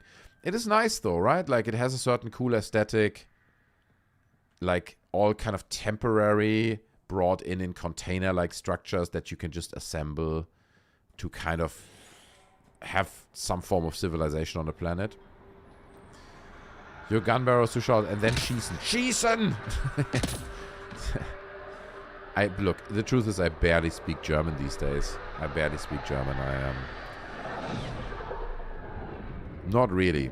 Only now when I'm at home at Christmas or something. Then, but otherwise never. Okay, look, here we have some laboratory shit. Who's this guy? You okay? Congrats. Okay. I'm activating the terminal. I can't talk to him. What is this? Oh, I picked up some stuff. I don't know what it is. So this is like a med bay, I guess. Medical bay. Can't I do anything else with this terminal here? No. So people are here. People are now civilizing this planet. Okay. We're taking it over. It's a colony, as they call it. It's a bunch of terminals. No messages on this one. I'm not sure I can upgrade anything here, but this is our ship. The Tempest. Okay, it's not the Normandy. In the previous Mass Effect games, it was the Normandy. But this is, by the way, in case you don't know this is a prequel. Okay, by the way, I should probably change what I'm playing to Mass Effect. Should I not do this? Let me see. I think I can do this in YouTube. So people know I play Mass Effect Andromeda. Because sometimes people come in and they're big fans of the game. And they're like, oh, so cool, you're playing Mass Effect Andromeda on the stream. Let me refresh real quick. Check that's updated. See, now we're playing officially Mass Effect Andromeda. Hold on. So many windows. This is a professional stream. Beautiful houses and designs. Yeah, it's not bad, right? I quite like... I mean, it's not... I mean, I like the design of this ship. This is very beautiful. The long snout and stuff. I appreciate that. I like the design. I like that it feels nice and temporary. Still, it feels like a small village almost. You could see humans doing something like this. Right? Like we're shipping these container places. They look like that. You walk around. You feel somewhat home. Anyway, we've done our job here. Our job as Pathfinder is done. We've recruited all our homies. So I guess we're now walking into the ship. And we're gonna fly to a different place. Depart the planet. Yes. I mean, I feel like I'm... Let me check the map real quick. So, we are here, right? What is this? Memory trigger. Find a way to remove the memory blocks. So there are side missions here we could do. Okay, fine. We're doing the fucking side missions. Fine. Fine, we're doing it. We're doing them. I guess some of them at least. Let's take a look what we can find. You might get you on Wilcox's radar. He only made 1,500 on Super Chats today. He's going to be looking for people to blame. That'd be great. Honestly, I think David Wilcox is not a threat to anyone at this point. It's pretty clear how broke that guy is. He threatened so many times to sue Cambion. Like 1 million times, dude. As far as I'm aware, it never happened. So, you know, I don't think he's a threat to anyone. But that doesn't mean I should go out and blindly shit on him. You know, in my opinion, even you shit on someone like Wilcox, you should still maintain a little bit of human decency. There are limits, is I guess what I'm saying. So wait, so where's that mission? Somewhere here. In this, is it in here in this building? Could be in this one, in this container. Okay, let's take a look. Who's in here? So there's a terminal that I can activate. Please help. This is the only way I can get the word out before someone gets killed. My work crew, they keep talking about that remnant tech. They think initiates dying. They've tried before. Help me. Okay, sure. Yeah, I want to do it. Let's go. Looks like a Hold Y to track. they can take control of the remnant. That's a recipe for trouble. Work crew rosters Okay. are posted publicly. The datapad mentioned medbay. A little work, we could find where to catch up with them. Okay, fair enough. So I think I've accepted that little side mission. Ridicule within reason is appropriate for Wilcox. Exactly, that I agree with as well, right? Ridicule within reason is the right thing to do. It's the right reaction to him. But, you know, you don't need to get physical or dox him or expose where he lives or talk about his, I don't know, personal affairs. I mean, okay, fair enough. He's invested in Stavati and you can say this is a personal affair. But you know what I mean. There are limits that shouldn't be crossed, in my opinion. Lovely landscape based on Vadi Rum. Vadi Rum? I'm not sure I'm familiar with that. 1,500 is a hell of a lot for an hour worth of non-stop lying. Well, actually, he streams a few hours. Okay, not that that really makes a difference, but he streams like 3-4 hours sometimes. Oops. That was unintentional. So, you know, he does spend some time there on the streams. But at the same time, yeah, 1,500. I mean, dude, you know. Look, I'm streaming for free for you guys on Monkey Games. For the love of streaming. Look, you see, pretty cool. 2 level structures here. This stuff looks good. I like this. Hold on. I think I gotta go the stairs here. Tried chatting with some soldiers at Prodromos. They're a straight-faced bunch. Because the thing is, as I said earlier, I kind of just want to grind the story of this game, so I don't want to spend too much time on all side missions and all that. Okay, so here we have the main character from Logan's Run. talking to us. I'm gonna skip through most of this. Chief engineer for Prodromos. Anything you need, ask away. Cool. What about EOS? I don't want to know. Just give me the information. What's your job? Okay. Are you giving me anything? DC Run. Spadavecchia says he was hesitant to comment on Stavati today. Speculates going on there might be something coming. Interesting. Is that so? Oh wow. Damn. Okay, I gotta look that up. That is next level. Okay. Goodbye, bro. See ya. I mean, I wouldn't be surprised. But then again, Spadavecchia, as far as I'm aware, is just writing a book about Stavati. And he's basing everything on publicly available knowledge, right? It's not that he goes in and breaks into their hangar and steals data or whatever. He just writes a book about this company. So I'm not sure, but yeah, it's interesting that he said that. I will check that out for sure. Interesting. Damn, son. The lawsuits are coming. I doubt that Stavati has money to do lawsuits. I swear to God. I don't know, maybe they do, but it feels like they don't. Here's the other thing, so we just have to talk to a few people here. That's me. Cool, creepy looking lady. Cool, military presence. It is a military base, okay, so... We need to study EOS, understand the remnant tech, but our budget's earmarked for military. Bradley, we're talking about this guy. Bradley would carry this outpost I was guessing Sedona, Arizona, bankruptcy, lol. Yeah. It does certainly seem that way, honestly. Okay, so that's that. Is there anything upstairs? How do we get upstairs? See, I regret doing these side missions. I don't even want to do them. Just want to grind the main mission. That's it. Now I'm running around in this base like an idiot. There's a terminal. Ramirez, hey, what is up? Oh yeah, also we kind of have to talk about Ubisoft, right? Ubisoft just... A third of Ubisoft was just sold to Tencent. They own like... what is it? Like just over 40% of the shares now. Of this company, which is wild, dude. How that will impact everything. I served in the Alliance as a medic, but this seems like a better frontier. Okay, you see these kinds of conversations. Like I could not care less about these characters. I appreciate that they're all voiced and they try to build characters in this colony now. And but I don't want to even listen to any of this. Stavati headquarters, hangars, a garage truck, storage park. Exactly, a garbage truck. I heard this too, that they are hiring out their hangar for the city or someone to store garbage trucks and other vehicles in. I don't know if that's true, but yeah, Jesus Christ, man. Wilcock's in trouble, man. Wilcock is in trouble. That's for sure. There's a terminal. Okay, let's quickly skip through these.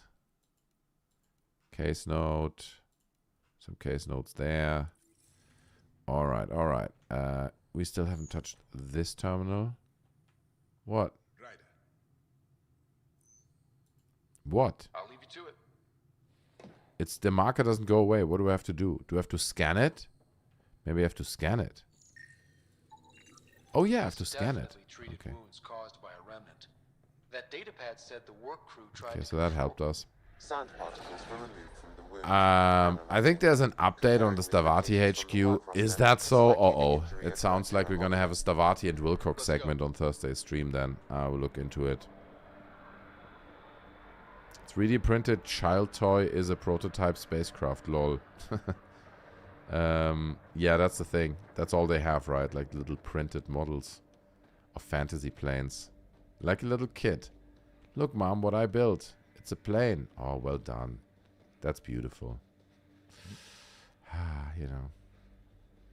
Okay. So, hold on. What's the journal right now? I really do not... What do I have to do? Journal. Shock treatment. Investigate the monolith site. Okay, a work crew from Prometheus has a dangerous plan to try and control the remnant. Catch up to the work crew at the remnant monolith. Okay, so they have found this monolith somewhere on the planet. Actually, that's kind of alright then. I'll check that out. I'm willing to check out the monolith. Monkey, have you Been to see Hadrian's Wall? No, I have not. I don't know. I don't know what that is.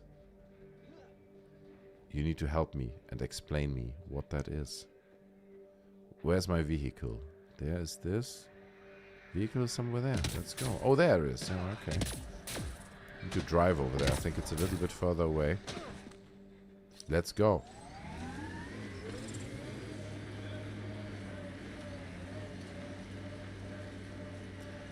The thing is, DW and the other, David Wilcock and the other grifters are almost like comedians. They're entertaining, but they lie and con other people. That's right. Some people believe it, and they're being conned, and they're being conned out of their money, right? So, it's horrible, man. It's horrible. No matter how you spin it, turn it, and twist it, it's awful what they're doing. It does have a comedic aspect to it, and I think there's also an interesting, like, psychological aspect to people like that. That's why I find it fascinating, but at the same time, it is horrible. Yeah, I agree. It's absolutely despicable. And they've been doing it for so long, you know what I mean? Like, it's been going on for No sign of that work crew, but a very long time. Okay, let's see what's going on here. Okay, so this work crew that was investigating, this is the monolith, by the way, the giant thing. Let me scan this. Wait, I've got an open comm channel. Easy money. Once the electrical charge builds up, we'll have ourselves some nice obedient remnant. You better be sure this time, Jennings. If you're that spooked, go hide behind the four giants. I'm busy. Damn it, we've got to find them before they get themselves killed. Okay. What's happening here? So? Oh, we gotta find them. We need to go get to the work crew. Okay, so they're further away now. Yeah, okay, they're far away. We gotta get back to the car. Fair enough. Stavati's leasing their property to a car importer. Is that what it is? Okay, maybe that's what it is. I read something like that on Twitter, but I didn't dive too deep into it. I might do a bit of a deep dive then on Thursday's stream. Sounds like fun. But yeah, let's see. Stavati, dude. Jesus Christ.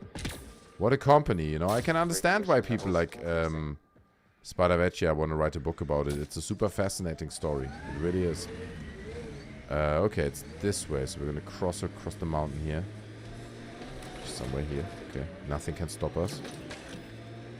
We are very powerful. What game is this? This is Mass Effect Andromeda. Is what this is. Uh-oh. Uh-oh. Uh-oh. Ah, we're Seems fine. less harsh than when we first landed.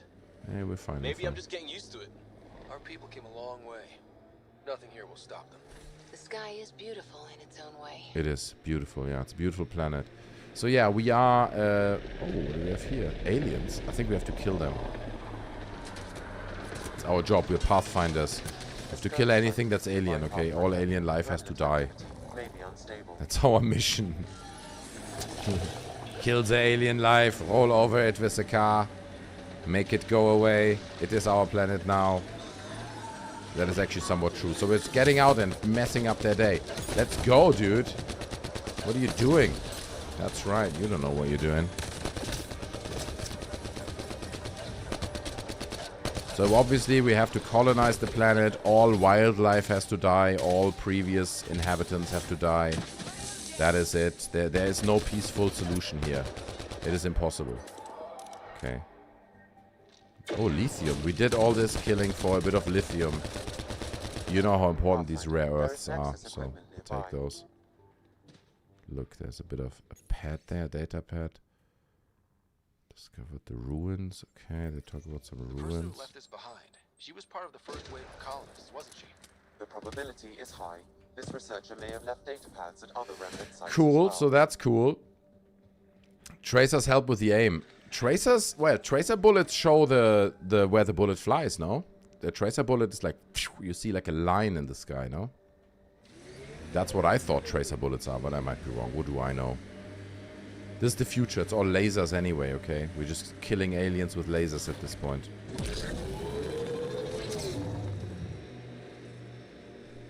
That's cool. Important to preserve heritage so that in 500 years some idiot doesn't think aliens built it. Exactly. We have to... It is a core part of our mission to kill all extraterrestrial life that we encounter. Who don't? Everyone has to die. Right. And all structures have to be exterminated. Obviously. Humans first. You know what I'm saying? That's what it's all about. Okay, so I guess we're following the signal now of this crew. Help us! Could be here. Help us, please. Oh, they call for help. Get to the worker. Defeat the Remnant. We gotta defeat them. Let's go. No problem. That's what we do best. Let's go, Stamp. Fam. Ah! Oh, God. I think I missed him. Alright. Let's go. Alien mother... I don't want to say it. It's rude. It's rude. Shouldn't say it. Oh. Gotta watch out a little bit. They do shoot at me. Okay. Beautiful. Okay, what about this guy?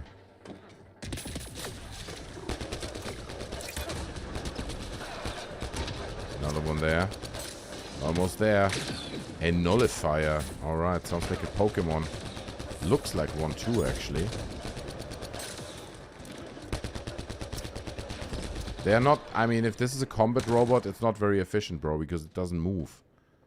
Team America, fuck yeah, that's it. USA first. No, but it's Earth first. That's the future.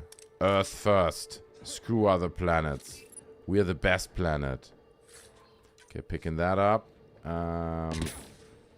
Going here, clicking there.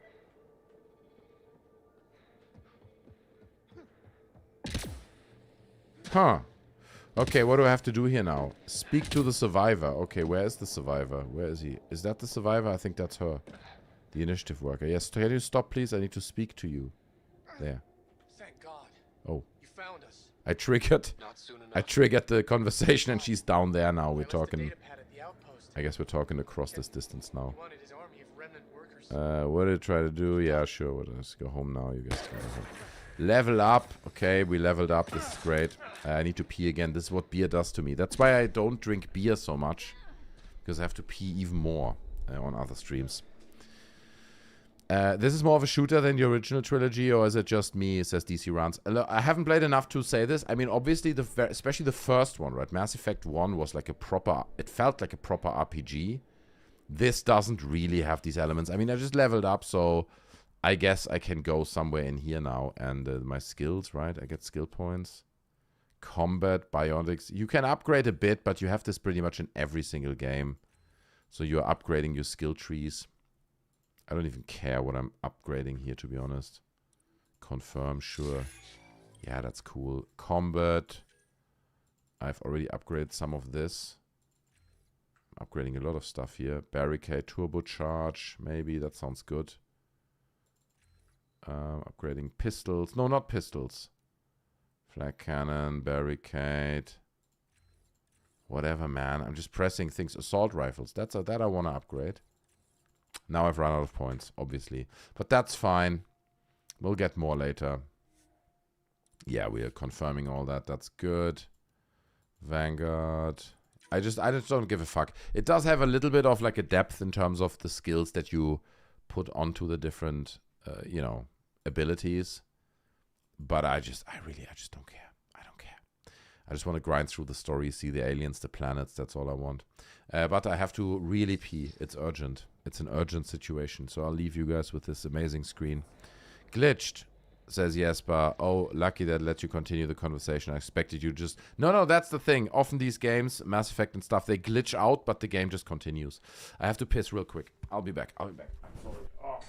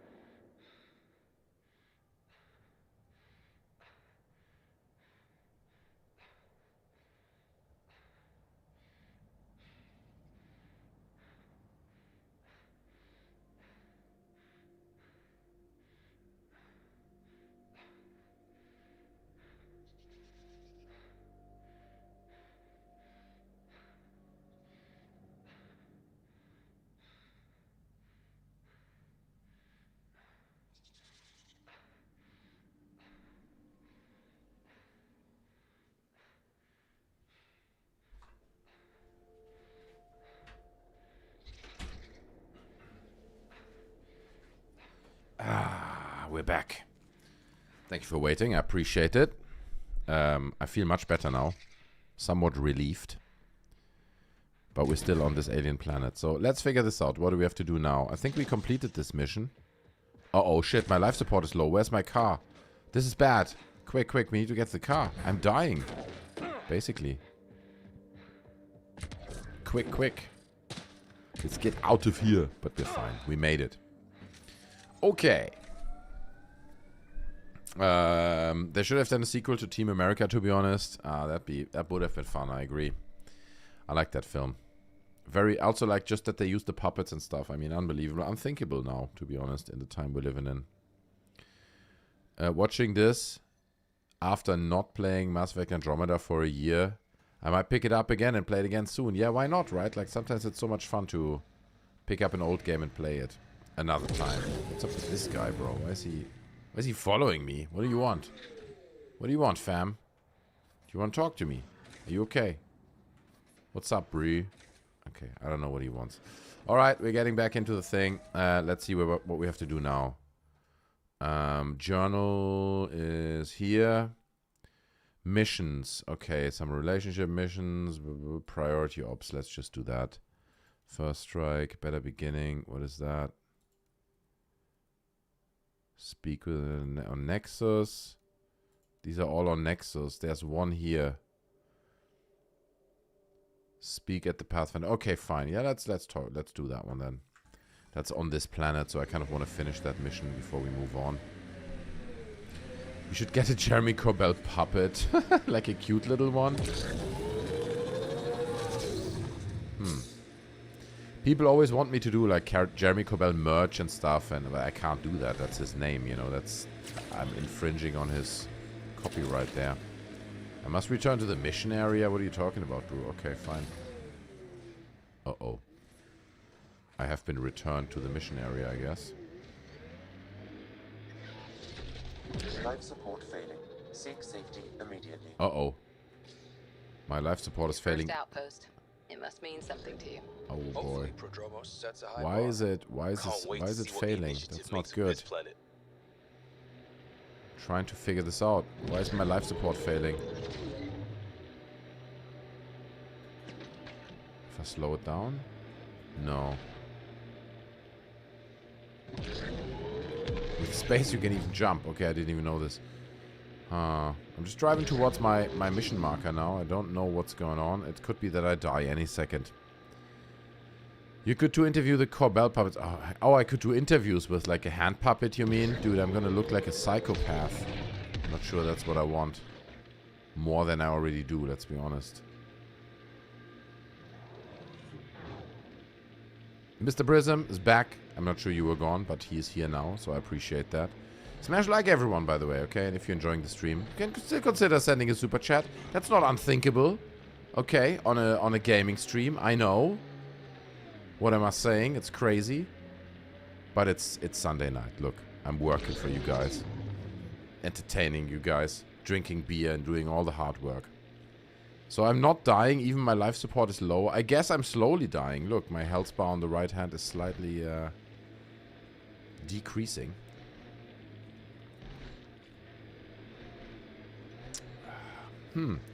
Why is my life support depleted? I don't really understand. But I guess we're back at the base now. So here my life support should really be fine, no? Here we go. Safe condition. Oh, now it refreshes. Oh, okay. I guess somehow we survived. Ashton has a Malaysian plane puppet, though. That is true. He did have that. I should get a little alien or UFO puppet that I can demonstrate. Like, it came like this and hit like that. It was filmed from this angle. That would be somewhat useful, actually. So... Because radiation? Yeah, but I never had this problem before, that suddenly I get grilled like that by radiation. For some reason, it happened this time.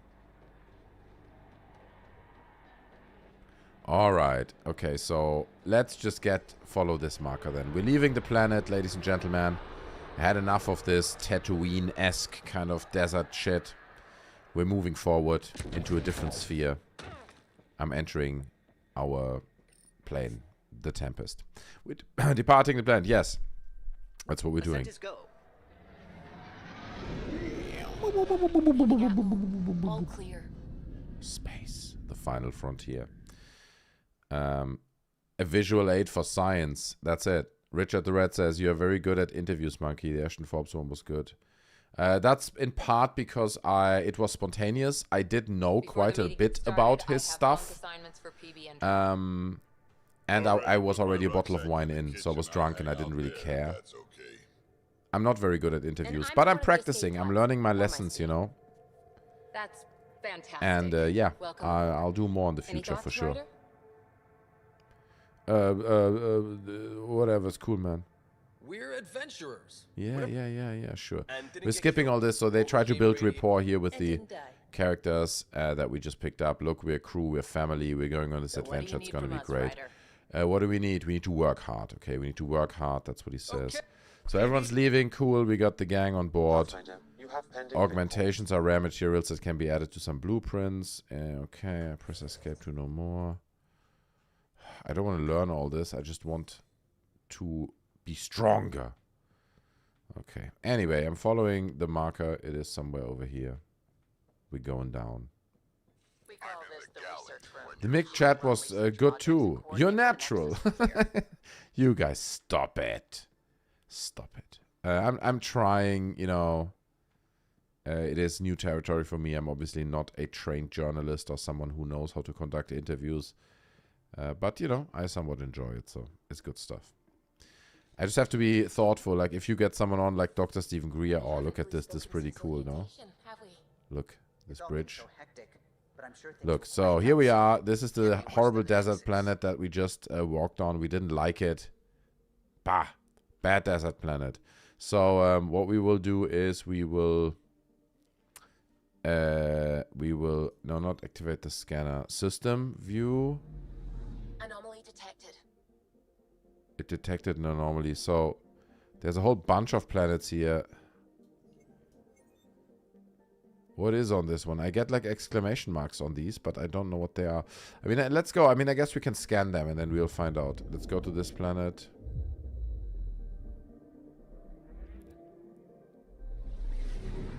Man, that bridge is epic, right? It's amazing. You walk out, it's just a big window out into space. It's very cool stuff. So here we are, approaching this other planet. Now, what can we find on here? I'm picking up something. It's picking up something. Some anomalies are being detected on here. I guess we should investigate. We're scanning. Here, what is this? Probe away. We're sending a probe. This stuff is cool. You see, I could totally, for example, also see a Star Trek game that's similar to this. You go on away missions, you send probes down, there's a beryllium deposit. Okay, fine. We just take it. So we don't even need to go down to the planet. That's somewhat cool. So what else is on this one? Anything else? Scanning? Yeah, there's more. But you know, you send these probes out and you discover new planets, new systems. I'd love to see that. Where is it? Version 25. It's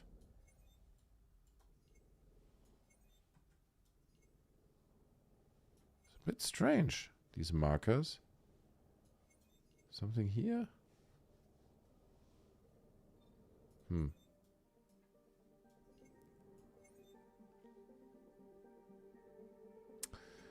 Okay, so now it sucks. Now it fucks me up. No Man's Sky has things like this. That's true. I played No Man's Sky as well. No Man's Sky is super fun. Oh, wait. Galaxy map. Oh, yeah, right. We can go back. Okay, fair. So, that's that planet. Now we can go back to the system view. I'm picking up something. She's picking up something. Let's go to Pele, the other planet next door. Love No Man's Sky. Yeah, No Man's Sky is so good, I agree. Such a unique game, amazing. And just No Man's Sky alone existing really fucked with Starfield. Like Bethesda's big shot, you know, Starfield, the big game. We've seen so much good stuff happening over in No Man's Sky that we didn't see in Starfield, and I think it just... that was part of the disappointment. Okay, so we're scanning this one. Something is here. Let's see. Somewhere here, maybe? What is this? Mustafar. This is Mustafar. The lava planet. Where Obi-Wan fought Anakin. Let me see. Where is it? How do I find it? Top here somewhere.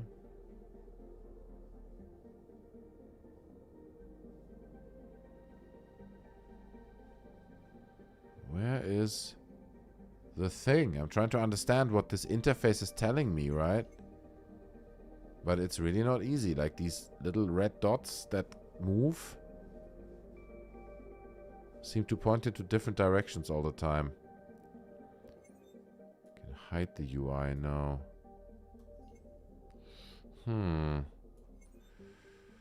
I just couldn't get into it, says Richard the Red. Oh, you didn't enjoy No Man's Sky. Interesting. Yeah, fair enough. It's the first time I heard that, to be honest. They added so much to the game for free. It's pretty cool. That's true as well, Rose. Yeah, they added just recently that you can build your own ships. And it's a pretty extensive ship designing tool. Very good. You know, like they just keep working on it. But I think they have announced a new game now, right? Like Hello Games has announced a new game. So they're doing something new, which is also exciting. I'm curious. I think this time it's going to happen just on one planet. You can clearly see that they're reusing their engine and a lot of the stuff they already have for their new game. But it's going to be a completely different approach. So I so wanted to like it and I tried it, but after about 7 hours max, I couldn't enjoy it. Okay, that's fair. It's fair. It's not every game is for everyone, right? So I still haven't given up. Trying to find what's going on this planet. I hope that it's like a cool away mission where I can go down on the lava planet, but can't find the spot, bro. That's what she said. That would be cool in VR. That is also very true. Yeah, I agree.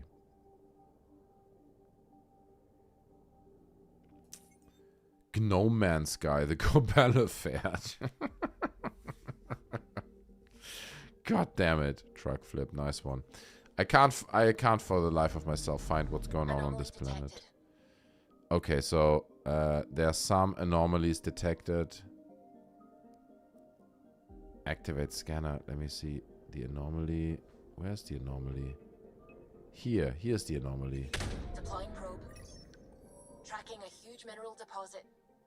Okay, cool. I think it's an asteroid that I just discovered with my probe. No man's disclosure.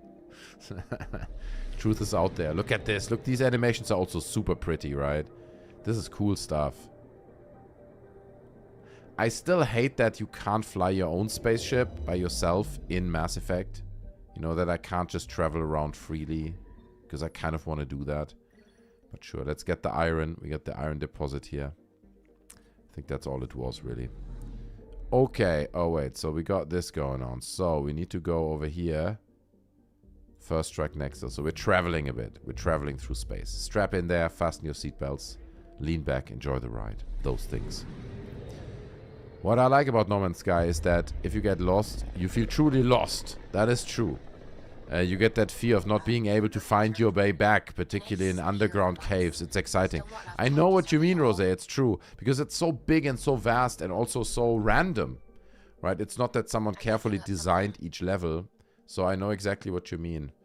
But sometimes that can also be scary. Because you're like, God damn it, man. might not make it out of this again. I might not ever make it back to my base that I've built so carefully. You know, so... Warp drive activated. That's right. We're flying in, ladies and gentlemen. Here we are. So here's a little space station. Humans built it. It's pretty. We're going to dock. And yes, we're disembarking our ship. Docking onto the station. Beautiful stuff. I want warp drive. Everyone gets a warp drive. You get a warp drive. And you get a warp drive. Okay? We're all going to travel through space. Well, to be honest, listen. You gotta live with what you've been given. And what we've been given is, we've been growing up with the internet revolution. We were able to see that. That's pretty cool. The problem is, we're not gonna see the warp drive revolution. I'm so sorry to break that to you. That will be a privilege for other people to see and to witness. And we will go out into space and do stuff. We've thought that before. Yeah, that's how faces look. Yeah, right. Right? Pathfinder. All right, settle down. Give him space. Lieutenant Syax, Kendros' aide. They all wanted to see you. Real hope again. I'm just doing my job. They've got a Cool, skipping, whatever. Outpost has a good leader. Yeah, the outpost is great. I've established a very good outpost. I'm doing a great job. Hire me and increase my salary, please. So here we are on this giant station, right? Obviously, you've seen it. It's massive. Here's our ship. You can kind of get an idea. The scale is massive. They're trying to convey that at least. And we're gonna see what we can find over here. This is where people live. It is maybe like Deep Space Nine or something. You know what I mean? That kind of thing. So we have to take this, what is that? A lift kind of structure to move around because it's so big. But Graham Hancock said we used to have warp drives. Yeah, we totally did. Maybe we still do. It's just we don't use them. And if we do it, like, it's for military and stuff, so it's secret. We can never find that out. Something like that, I guess. Wait, it wants me to go back here. Yeah, okay, fine. It's the wrong station, I guess. Let's go to there then. I wonder if there's a fence and a wall finder as well. What? I'm not sure what you're referring to, Richard the Red. Graham Hancock is the Corbell of pseudo-archaeology. Ah, dude, this whole pseudo-archaeology field is also so interesting, man. Ah, it is ridiculous that people actually believe it. To be honest, I do respect that they ask questions, right? And it is good to ask questions, but don't take things to be, you know, at face value. Just a minute, yeah, sure. But our problems are history. Okay, truth might scare people. I'll take part. Yeah, sure. I'm part of your mission. By any standard, this wasn't the plan. Our leadership No, we need describes to do these better. Yes, okay. So I'm setting up a romance with her. That's cool. That's running in the background. Good to see you. Hello. Director Tan is expecting. It is a rabbit hole. Last time I was here, I'm so sad that this guy who did Ancient Aliens Debunked never did another video, that he never did more of the episodes later on, because he's so compelling. If you don't know what I'm talking about, you should go to YouTube. It's great. It's a 3-hour video. You can fall asleep to it. It's very calm. And it's called Ancient Aliens Debunked. I think it's more than 3 hours. And I think he takes some of the first seasons and breaks them down, and he really knows what he's talking about. And every time they're like, oh, look, here's an image of a disc in the sky, and this Renaissance painting is aliens. He pauses it and he explains it. He's like, it's common, here are other examples, that's what it means, and then they continue. So it's great. Ancient Aliens Debunked is... Many people watched it, but it didn't get enough recognition in the debunking field, I feel, so... Cool. Okay, yeah, that skips through that. That's all great. Why do you stand like this, bro? It looks painful. Just getting started, right? Give me a new mission. We need new content, new missions. Give Tan a chance. Okay. I'm taking the initiative for the underdog. That's best. You have my permission. Thank you. I'll just say thank you. I don't say I don't need your permission. Thank you, Director. Right. Right. Okay, we're leveling up. We reached a new level. Ryder, this is Harry, back on the Ark. Go ahead. Data pads here. Talk to your sister, sort of. The models and faces in this game are quite good, actually, especially the aliens ones. It's true, it's not terrible, but the human faces look weird, dude. There's an uncanny thing. I understand it was worse on launch, but it's still not great. Let's be honest. Okay, so I guess where are we going? We're going down. We're going down. Don't you worry. You will go down. The stairs, I mean. Let's go here. So, control panel, speak to Addison. Oh, she's the creepy lady. Things up, Pathfinder. All right, mate. And you have new All tools right. to help grow the initiative. Cool, yeah, that's great. I'm taking the friendly choices. Epic. So we speak with her, speak with Addison. Now we speak with Addison. Where's she? Over there. Oh, it's a he. Sorry. Chill, bro. Hello. Damn, he looks like the janitor in Alan Wake 2. You remember that? A little bit. Okay, viability points. He wants to explain me something, but I really don't care. I just want it to work. Points aren't the most elegant system, but it makes it clear. Okay, very cool. There are Nexus points. The more you do, the more room we have to grow. Okay, cool. But the gameplay... Which game? Damn, now I lost track of the conversation. DC runs. What gameplay of this game? I don't hate the Mass Effect gameplay. It's fine. You fly around, shoot things. Did you see Professor Dave's recent Avi Loeb destruction video, Monkey Says Truck Flip? I saw it existed. I didn't watch it, to be honest with you. He does it every time. He takes him apart. And not just him, right? He did another piece on Ashton Forbes that also got him so angry, dude. Unbelievable how angry Ashton Forbes got about this. Confirm deployment. Yeah, sure, we're confirming deployment. Let's deploy. Collect all rewards. Acquired 100 Milky Way research data. Okay. I don't know what is happening right now, but it is happening. Okay, so we got that. Can I collect other rewards? Can I use these points now? What is happening? I don't want to do these things. I don't want to spend points. Just make my weapon big and strong. So I guess this is military pods. Hunting parties. Yeah, whatever, man. Financial infrastructure. What the fuck is happening? Go to the Arnon system. Where's the Arnon system? This way. He doesn't look like... he's a CIA former janitor, but you know who I mean, right? Alan Wake 2. Welcome back, Scott Ryder. As personnel transfer to The former janitor Lou Elizondo, the janitor. I know the story around him not actually having... Like, the big story that I heard is... I don't need any of this. That actually, this whole program, I forgot the name now. Was it ATIP? I don't want to lie. The program that he was allegedly the director of and was spearheading about the research into the unknown phenomenon was basically just a hobby thing that he made up with his colleague. That's what I heard. You know, that it never was an official program that the government launched and made him the head of it. It was just, you know, him coming up with this idea. Oh, they want me to go here? Really? Wait, I think I have to go here. Okay, fine. The information wall. Back, Scott Ryder. Yeah, thanks. Please select a topic. Cutscenes are always cringe. A little bit. Sometimes the story can be interesting, right? Oh shit, I clicked look out. But I'm gonna, I'm just gonna click through this real quick. Read some chat. 100 Milky Way points almost sounds like a microtransaction currency, right? Collect the Milky Way points to open these boxes, mystery boxes we call them in this universe.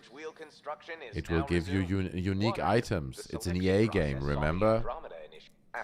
Yes. Okay, very cool. Is this done now? I've listened to everything you want me to hear. No? Okay, maybe I need to walk down here. I think I have to go in here. I always got lost in the Citadel. Yeah, me too. Me too, these big spaces. You're like, where do I have to go now? What is this? Anyway, okay, I have to go. Docking Bay. The Citadel was huge. Lou and a bunch of work buds talking about this stuff in an unofficial capacity, sort of like a club. That doesn't seem like something that is possible. Yeah, exactly right. Unthinkable. There are so many question marks, dude. It is completely ridiculous. It is ridiculous. Just a tip. Is a game Lou and Jeremy like to play. Oh, Jesus. Oh, my God. I can kind of guess where you're going there. I may misinterpret it with my naughty mind. Okay, we're returning to the Tempest. That's where it wants me to go, so that's what we're doing. Back to the ship. And we're flying out into space, ladies and gentlemen. There it is. Ready for takeoff. Take us out, Johnny. I don't know why he's called Johnny, but he's my trusted captain.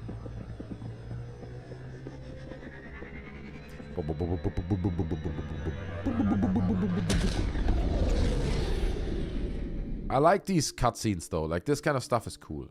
You know, like space stuff, sci-fi stuff. We don't get that much anymore.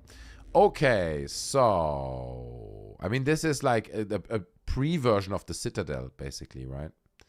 In many ways. So let's see. Detected. Yeah, I know you always detect anomalies everywhere. I learned that now. Let's go to Qanon. QAnon. I think it's the QAnon system where we're going now, where everyone believes just everything that's posted on some message board. And that defines the whole system.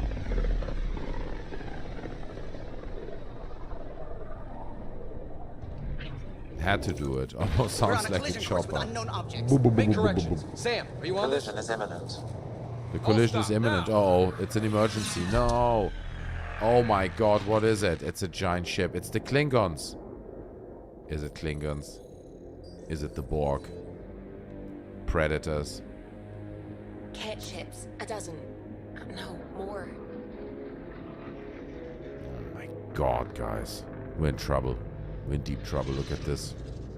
They've got us pinned against the Scourge. They are scanning us, Pathfinder. Well, scan them back. You need to do a Captain Picard engage when the warp drop's activated. That's true. And I need to also do like the pull the shirt, the uniform straight. Uh-oh, there it is. Their DNA signature is there. Answer me. You first. You're the one in my way. Who are you? That's right. We gotta show some strength here, okay? Gotta suggest some They've locked confidence. navigation. We're being steered into their ship. Uh-oh, Just tell me what you want. That was the wrong answer. I won't explain what you can't understand. Ryder, I have almost regained control of the ship. I need a few more seconds. Now I'm mad. You can't take a ship full of people just because you feel like it. Who do you think you are? That's right. Enough. Your defiance is naive and reckless. Uh-oh. This day marks the beginning. He's seeing right through me. I'm being naive. He's correct. I don't know what I'm doing. I'm just playing for time here. I have plotted a potential course through the Scourge. Do it! Do it. Put the course in. Moving. Uh-oh, they're chasing us. Oh, no. We did provoke it. We did provoke it. Report. Enemy destroyed. Damage to aft sensors. Scourge got it? Yes. Scourge, bro. That's it. You kind of had a Greer face, the alien head guy. Alien Greer, dude. Okay, we're gonna make it right just through the hole. Let's go. Yes. Yes. That's right, bro. Epic. We made it. Made it out. That's some Star Trek level shit that's going on here. It's good. Nice work, kid. Yeah. But who the hell was that guy? Ryder, we've got trouble down here. You need to find us a port now. Great.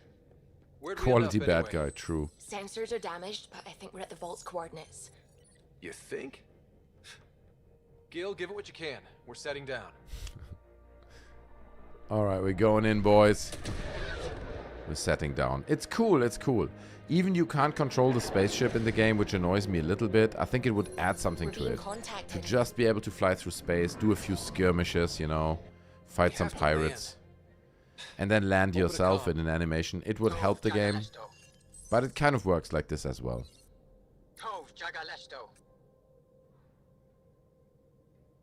What are we gonna say? Let's stay calm. Listen, sorry to just show up like this, but I swear, we're the Galactic. They could probably make a good film out of this. I agree. Mass Effect would make a great film. It's a rich universe. The you know, these different races and stuff that they have. The designs. It's a whole established design language that this game has. So yeah, you could tell great stories. Yes. But they could also mess it up so bad. So it's beautiful. Anyway, ladies and gentlemen, I think with this beautiful shot that we see here, we're gonna call it a night.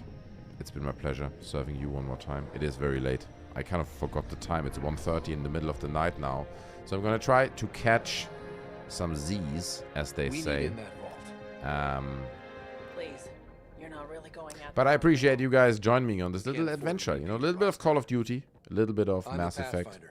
One of those gaming streams. I do them sometimes. If you enjoyed it, then smash the like button, okay? That's the most important part. That you don't leave without smashing the like button. Okay, it's important.